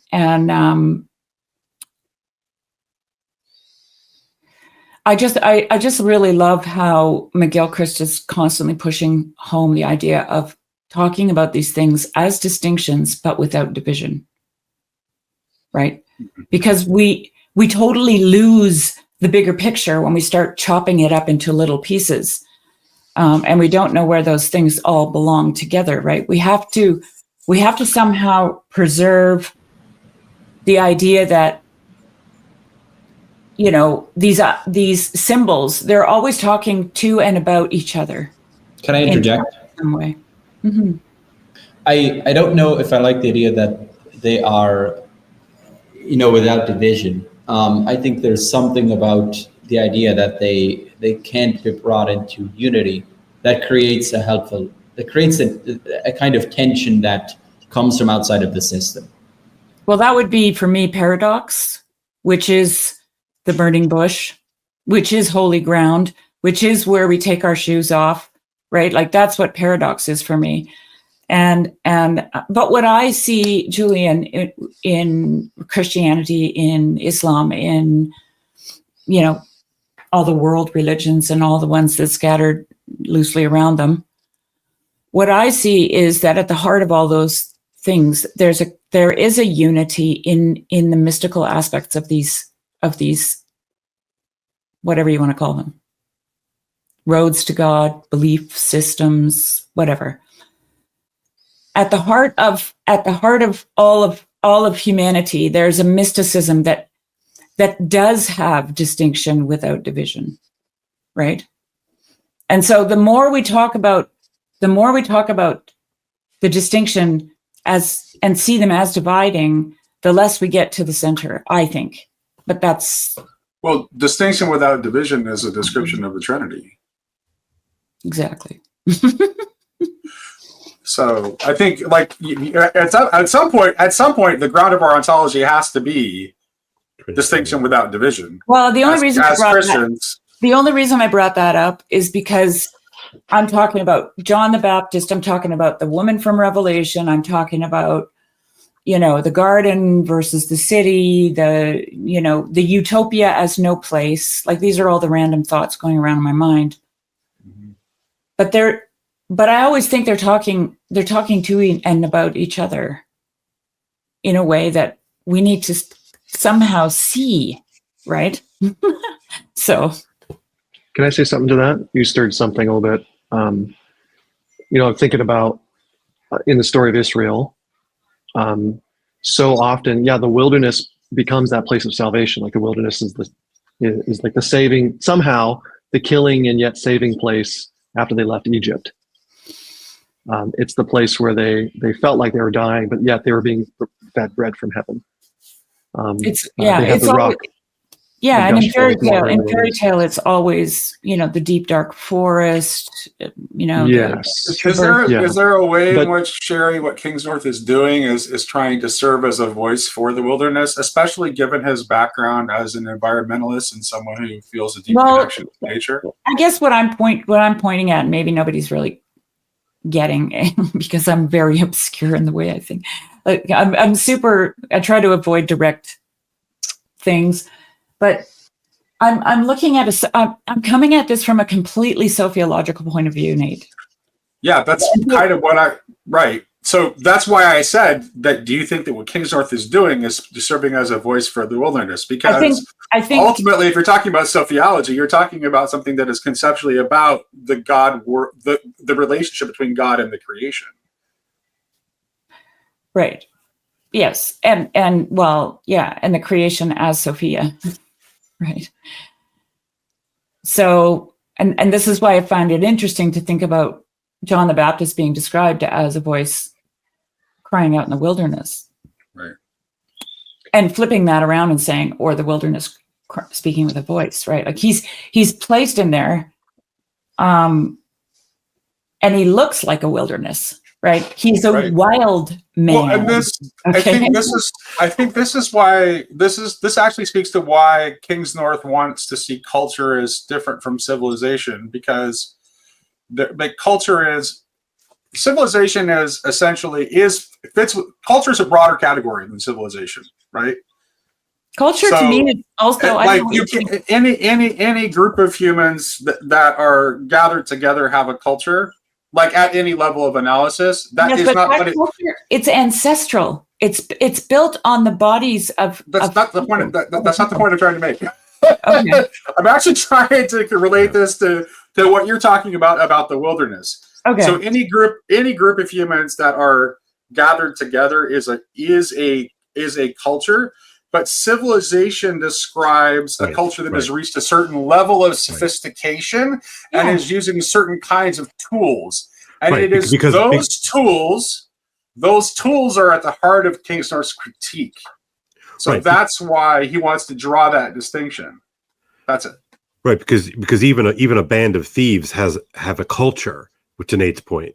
Right. So that's why I think it is a worthy question of what exactly does it mean to have a Christian civilization, right? Or a Christian culture. And then we can build that up into a Christian civilization. And Nate, I'm sorry, but I did do a hard out. I've got class. I just want to say, I do think, just to sort of insert it into the conversation, again, I'm sort of bringing it back to Arthurian legend and all of that. And King Arthur's sucking up to the host. Camelot and all that. It's like at the end of the day, a knight is to protect the weak, the innocent, the vulnerable, and the forsaken. And it seems to me that is distinctively Christian coded in a way that is anomalous and novel. And perhaps that's something that we have to find a way to return back to. So on that note, sorry guys. No, that's great. Thank you for joining us, Kale. I really appreciate your contribution. It's been a pleasure. Thank you so much. Yeah. All right, bye guys. Yeah. So one other thing, can I just add about the wilderness that I wrote down here? Sure. Wilderness is a gift economy based on sacrifice. I think that's something to think about when it comes to the term wilderness, right? And I also think that culture is ancestral. Like there's a building on the, like what I won't say it, but no. I think it's very important. The reason I'm smiling is because you used the word sacrifice, and then the bomb that I was just going to drop into the conversation is that since Kale brought up Gerard, which was very much in the background of my thinking about what Kingsnorth said the whole time, like Gerard says that the foundation of culture is the original murder, not civilization, because he's an anthropologist. He's not only critiquing civilization. It's a much more fundamental critique than that. He's saying that is the foundation of culture. And that's kind of what I'm getting at when I talk about ancestral, because there's a return to the dust, which is another pointing at creation, right? The dust from which we're formed. I'm thinking of that poem by Emile Verhaeren, who talks about, the bones of his ancestors are buried in the earth with which he's picking fruit from his, the trees that he planted that bear fruit that he's eating from are feasting on the bones of his dead ancestors. Like there's this, that's why I just don't know how you can approach any of this if it's not from a sociological perspective, but anyway, yeah. Can you explain what you mean there? Oh, go ahead. No, go ahead, Father. Well, I was going to say, I was going to make another counterbalance to that idea that the wilderness is so often in Scripture as a place where they depart to be saved and to be protected. I was thinking about this last week. We had a story of Elijah, and Elijah declares that there be no rain, and then he departs, and he's like out in the the edges of Israel, pretty much the rest of his time. But there's also times where the city or the king saves the people. Especially thinking about Cyrus calling the people to go back to their land to rebuild. Thinking of when the Christ child was born, his location was not safe, and actually Egypt became the saving place for him. And so there's they're always being turned and flipped around, and there's they in some sense they kind of need each other, and Yes. they can become saving places, or they can become places of danger and death. Just as And doctrine can become evil. Yes, totally. Right. Or what Chris was saying earlier, how some people can perceive a line in something and like thy kingdom come, and then just make that an excuse for war, right? Yeah. Like there's something about the two sides to the coin, that I get that image when they ask Jesus, should we pay our taxes? And he holds up the coin and he's, here's one side whose face is on it, right? And it's, yeah, I don't know what to say more about that, but there's something like, I think it's meaningful that when Jesus came, he destroyed a civilization.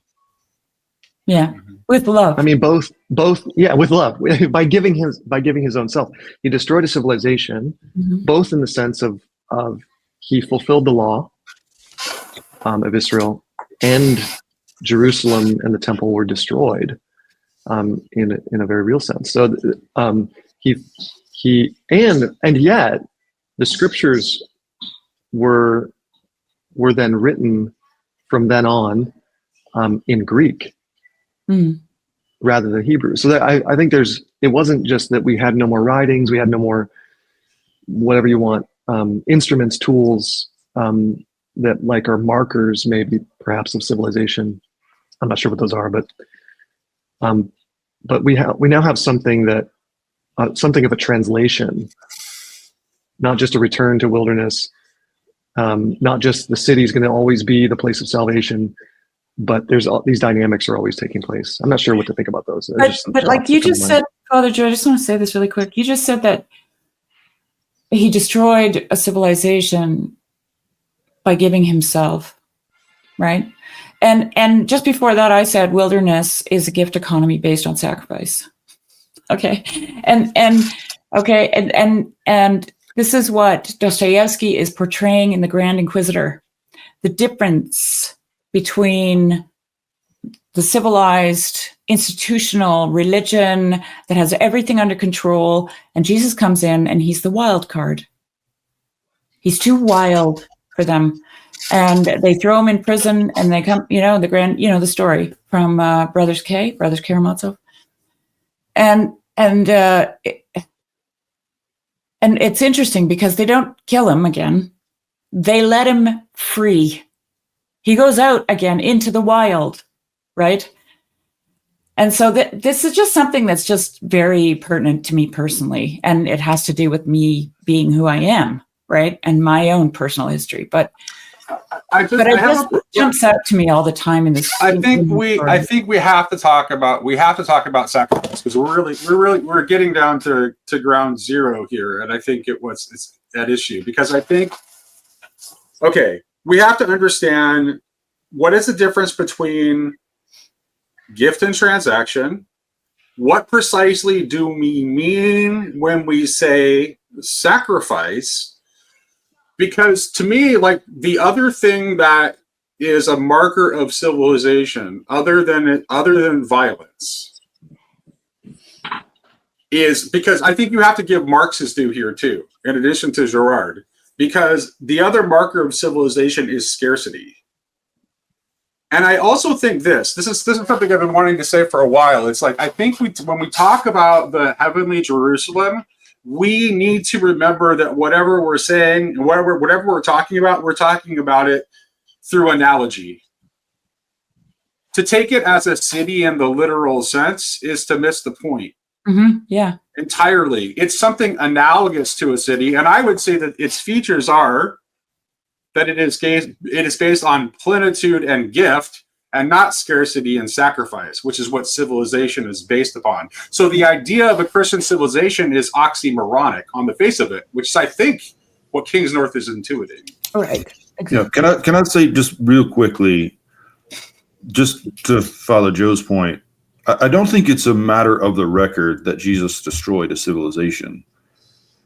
I think that's an interpretive take on the historical facts and the scriptural record. I think I would want to make the case that he is the destroyer of the earth. He does not do evil in the name of good. And for me, all of these conversations come down to the kind of imagination that is at work in, right. I think a lot of our differences, and Shari, you've said this a few times, a lot of our differences may be vocational. We may have unique callings, and so we're interpreting this question about civilization through the lens of our own calling in relation to the church and the world.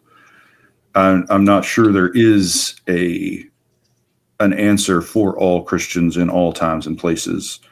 But I didn't want to let that moment pass without underscoring that the effects of Jesus' life are not matters of the record. They have to be interpreted.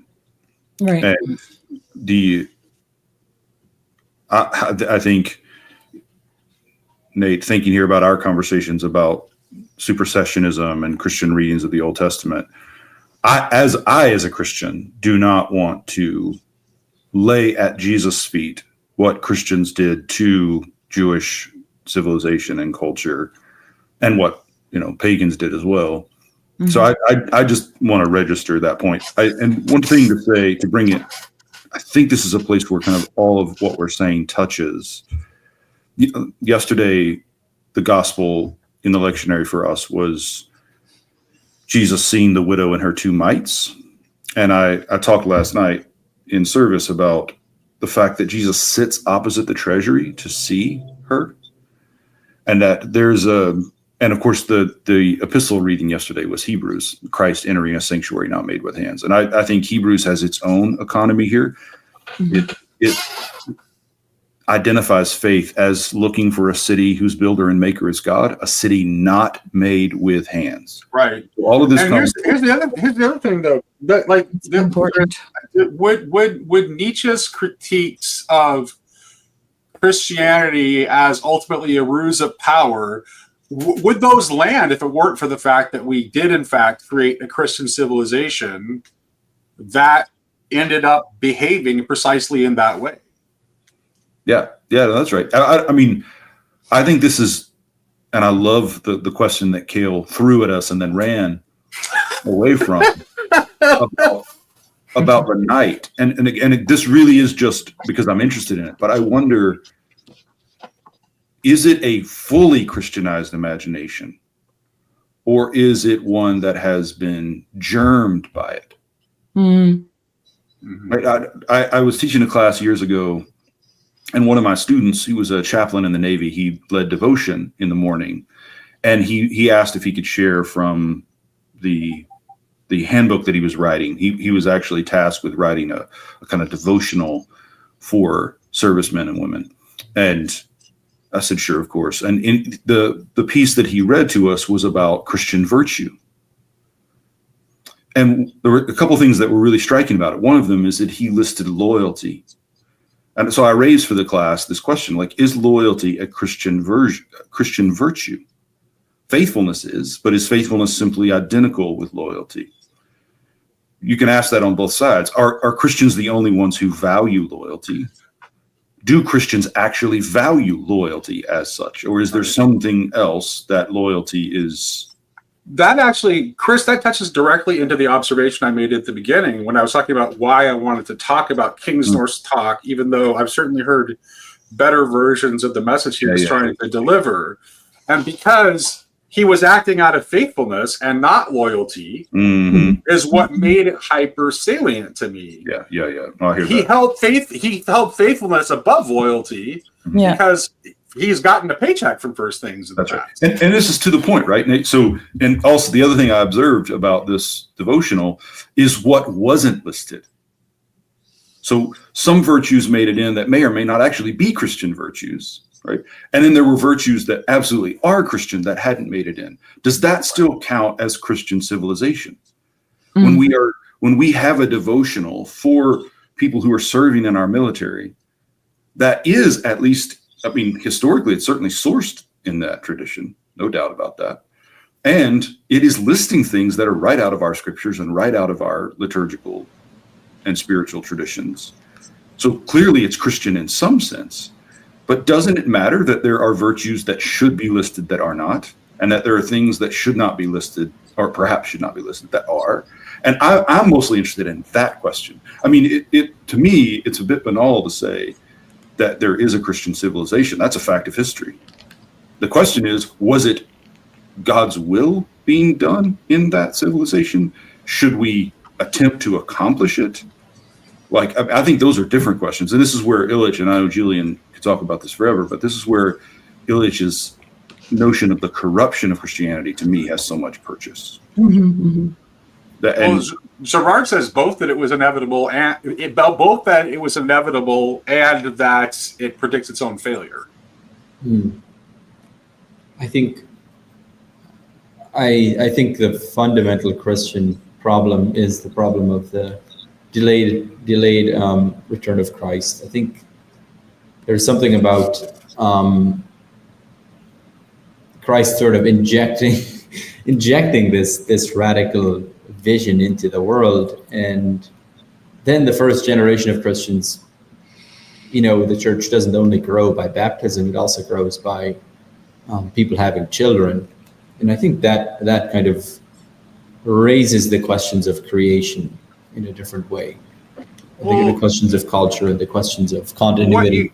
What you just said, Julian, hits on why I will often talk about this in terms of the gospel about Jesus, which Christian civilization is very much willing to defend and protect at all costs, even at the shedding of blood. And then the gospel of Jesus. But to me, it's like the gospel of Jesus is the one that we just keep ignoring over and over again. And the fact that we are incessantly awaiting the delay of his return instead of believing him that the kingdom, that in announcing the presence of the kingdom among us, is why we keep screwing it up. We keep chasing the woman into the wilderness with the child. That's all I have to say. But I think the question for me still is, we await the kingdom not built with hands. But does anything that comes from creation have a kind of connection with the kingdom of God? Right. Does that make question make sense? And if it does, what is that connection? So I think everyone would say, sure, not everyone. Most would say yes. Then the question becomes how. How is it connected? Yeah. But I agree with you. That's the right question, Julian.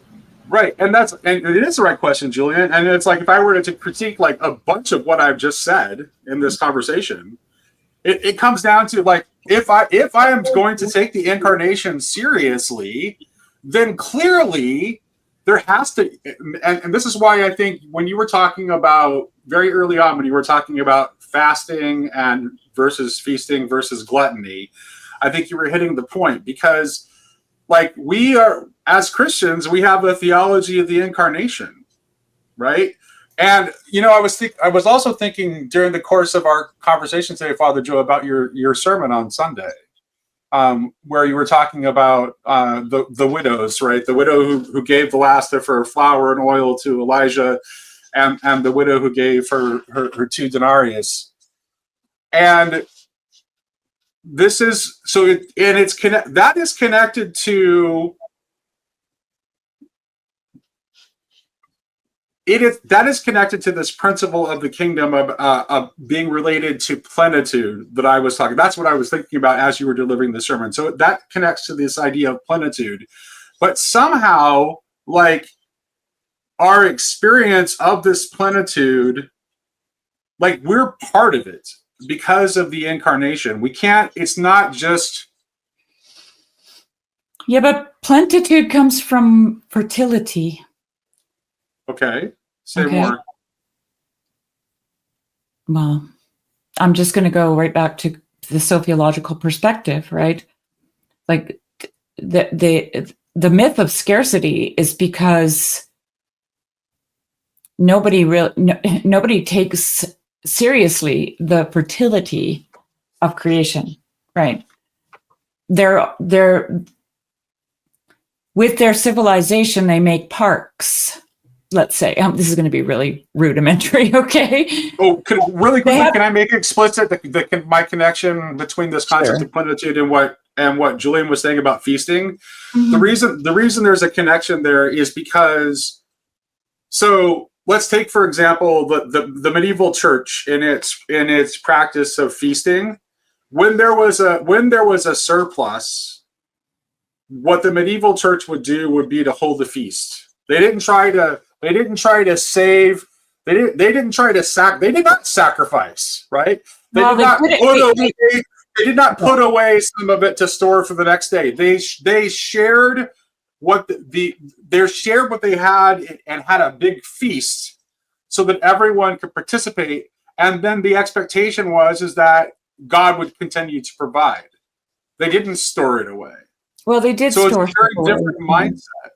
They did store stuff away. Let's not fool ourselves. There's lots of ways to store food, but there were certain foods that would spoil, and so you couldn't store, and so there would be feasting. No, right? actually, this was actually a reformational critique of the medieval church, is that that the feasting was wasteful, and that they weren't storing things away. I'm not saying that there was. You're missing my point. My point isn't that there was never any storage of food that happened in the Middle Ages or food There was preservation. just more feasting. Obviously, there was. My point is specifically about the act of feasting. Mm-hmm. And that's what our communion is, a feast, right? Right. It's a celebration of that ultimate plenitude. Mm-hmm. Mm-hmm. Can I say two things? Sure. I'll shut up for a while now. To Shari's point, to bring it back to the widows, I think it's important that those were women. Like, I feel like it means something that those two widows were emptied of everything, and yet being emptied of everything, there's something about women still overflowing in gift. There's something. I think there's something there. I don't know what it exactly is, but I think it's meaningful that it's women who were somehow still fertile, but also giving. Widows. So their also plenitude does not come naturally. I mean, that's the potency of these stories. Mm-hmm. That there were, and this is what I've been struggling to name all along. I think that there's a part of the reason these kinds of conversations are unwieldy is that they work differently at different registers. So, for instance, to this point about fertility, these are women, they're widows. So what's coming from them is a human act that is transcending what nature can bring about. Right. And earlier that you made the point that the city in the apocalypse is analogous to what we know of cities, but I think it's the opposite. What we know of cities is analogous to what's true of the city of God. And it's an analogy that has been broken by our suffering of violence. Like, I think the images in Scripture are not pale reflections of our experiences. Our experiences are pale reflections of the images in Scripture. And and that's not a pedantic point. Like that, Right. That is all I was meaning to say there, Chris, is that we have to approach it as through analogy. meaning that there has to be more difference than likeness. Oh, absolutely. That's why I was pointing at. But the difference is in. So I guess part of it is the. And I think this is what I share most with Kingsnorth. I don't think we're nearly severe enough in the questionings of our accomplishments. Mhm. And that there is we're far too ready to imagine what we're doing as somehow identical with what God is doing. And I think there are various versions of that. But at least for me, the way that my imagination has been shaped, the way that my heart is shaped, when I hear the stories of these two widows, which, I also preached about yesterday, as I said, like the point I was making a moment ago about Jesus sits opposite the treasury, that here's a woman who doesn't count, right? What she has to give doesn't count for much. And he says it's more than the rest of them. Like, I think what Kingsnorth means is we either believe that or we don't.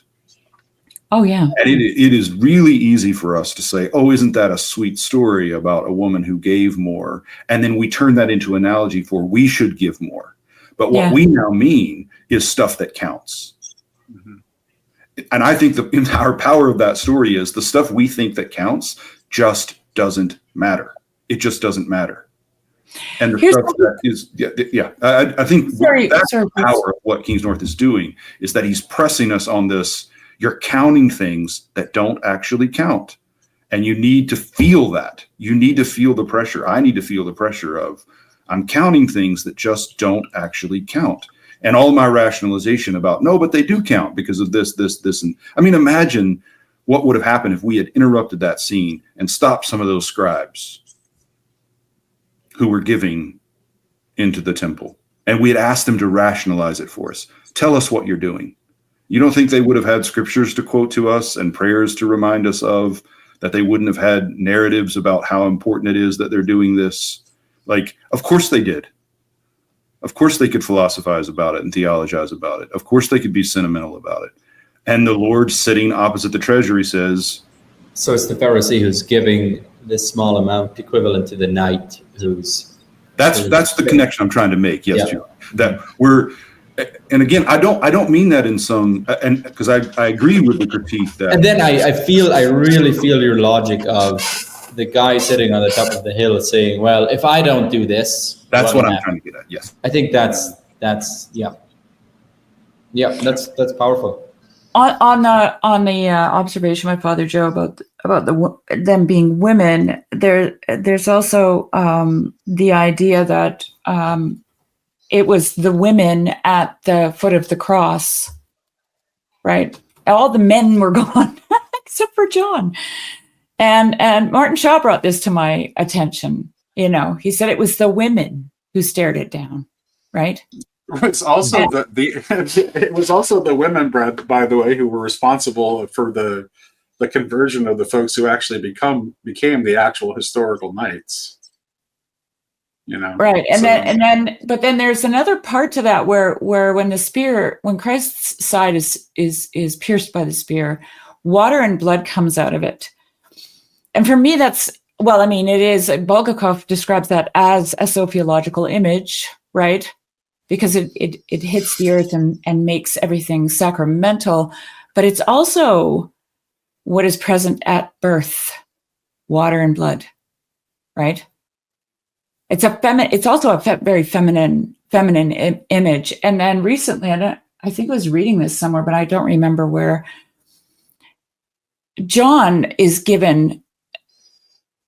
Christ gives John his mother to look after, right? The embodiment of Sophia, right? And it's John that writes the mystical gospel, right? The mystagogy. From a sophiological perspective. And then in the garden, when the women go to care for the body of Christ, it is another woman who meets him. And what does she call him? The gardener. Right? Mm-hmm. I just wanted to point those things out. All right. I'm definitely representing today. I will go. What I'll go ahead and do, I'll give everybody a chance to just kind of share last thoughts, because I don't think we're going to solve anything today. The entire purpose of this was to have a conversation. There is no solving this. I don't think there is. No, I don't think there is, and I think there's a way that paradox is part of the deal for sure. Mm-hmm. So I just want to go ahead and allow for people to offer their last thoughts. Go ahead, Shari, starting with you. Go ahead. Oh, this was just a big thrill for me. I feel like very small here. I wanted to point out the title is Against Christian Civilization, not Against Civilization. Okay, that's my last word. Oh, that's an interesting last thought. Surprise, surprise.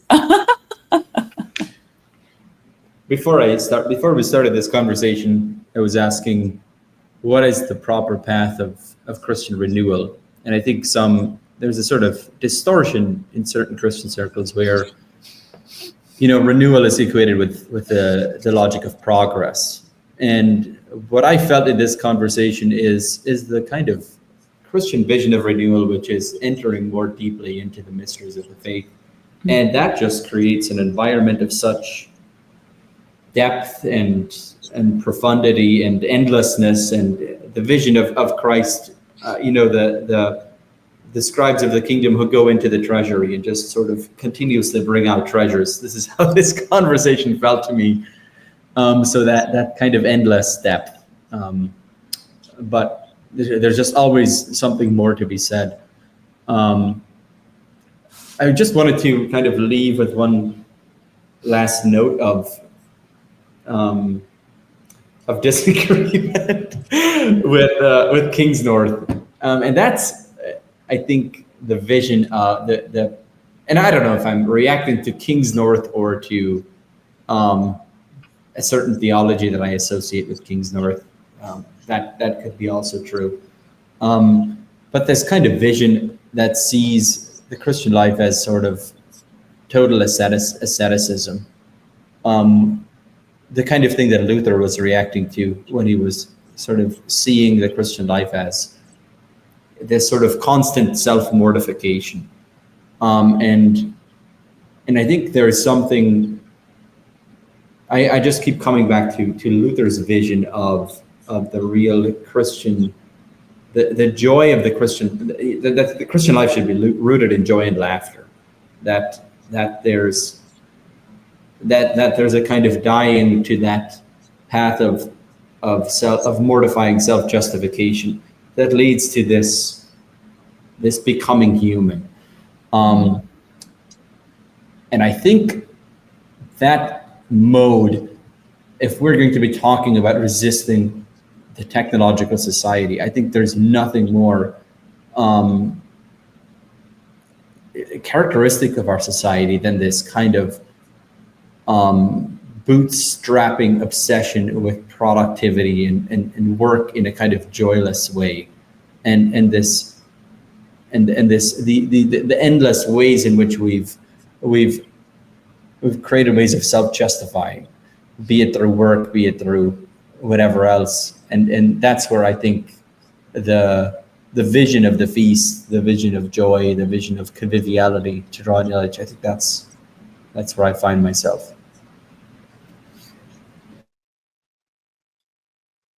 Chris? Yeah, I was trying to look something up to read it. I can't find it exactly, but I think, to reiterate something I've said often here, I'm on a riff again off of Julian, and then something Father Joe said, to the fasting feasting point. I think, for me, holding that together is an act of imagination. Imagination is not a faculty we have that we use to make things up. Imagination is the name for our capacity to be fully present to the way things are made. It's what we have been given as the spirits we are, to be truthful, to be in touch with reality. Mm-hmm. And for me, part of the reason these conversations are enjoyable, but also heavy, is that if we don't have shared imaginations in which we know how and from which we're speaking, what's shaped us deeply, then even agreeing to feasting and fasting language or whatever else, like, doesn't quite tell us what, are we really agreeing, right? I think we are, but are we really? Because I think it's just as possible to use the language, say, of feasting, to hide our gluttony.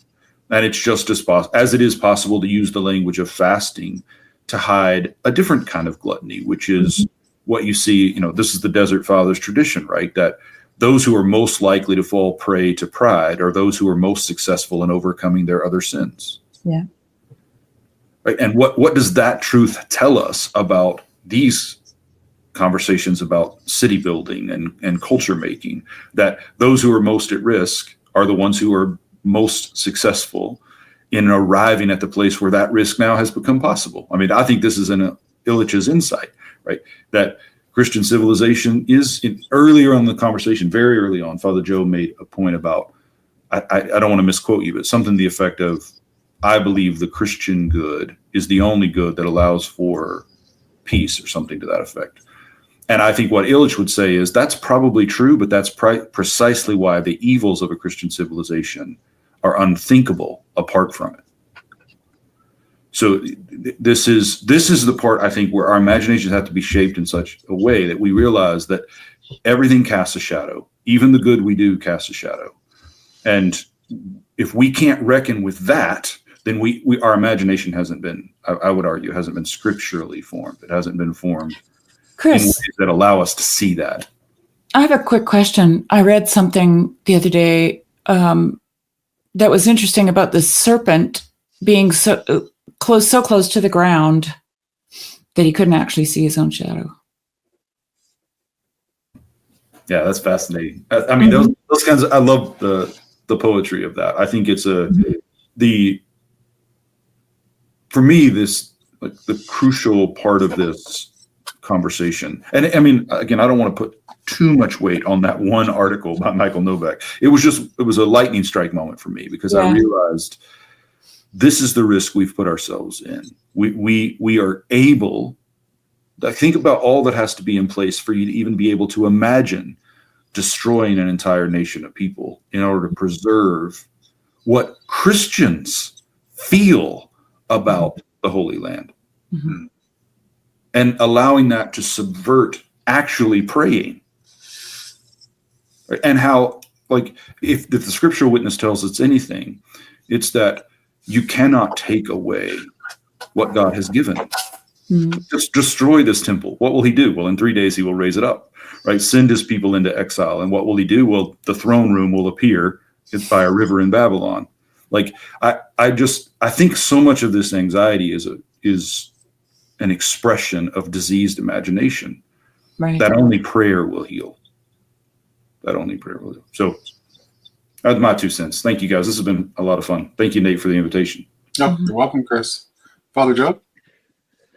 I am so grateful that you guys are speaking. Yeah, I just really appreciate all of you. And there's a richness, I think, that I've really appreciated in this conversation.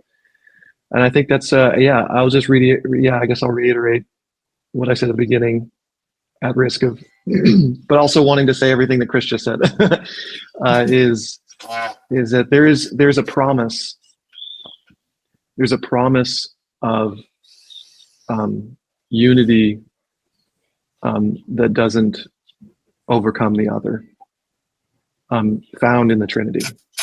And there's a promise of union that doesn't overwhelm the other in the image of the incarnation. And whatever I think I mean about Christian civilization, that's what I mean, is a kind of union that doesn't overcome or overwhelm or do violence against the other. And that's, if there's anything I'm seeking, I think it's that. So I think I'll leave it at that. All right. I thank you all for joining me, and I'll just leave it at that. appreciate everyone joining me this morning. I know this is complicated stuff to talk about. There's lots of feelings. I think this is my closing thought. My closing thought is that I'm glad we were able to come together and have this conversations around some of these things that can tend to get quite heated, and to do it in a way that was respectful, and that whatever we mean by Christian civilization, if it can emulate what was on display here, I think that's a good start. Although I don't know if I would use that. I don't know if I would use that particular descriptor. Thank you all. Did we have a heated? No, I don't think it was. That's my point. Because I didn't notice. That it can't. The possibility for it getting heated is there. Right. Thank you, everyone.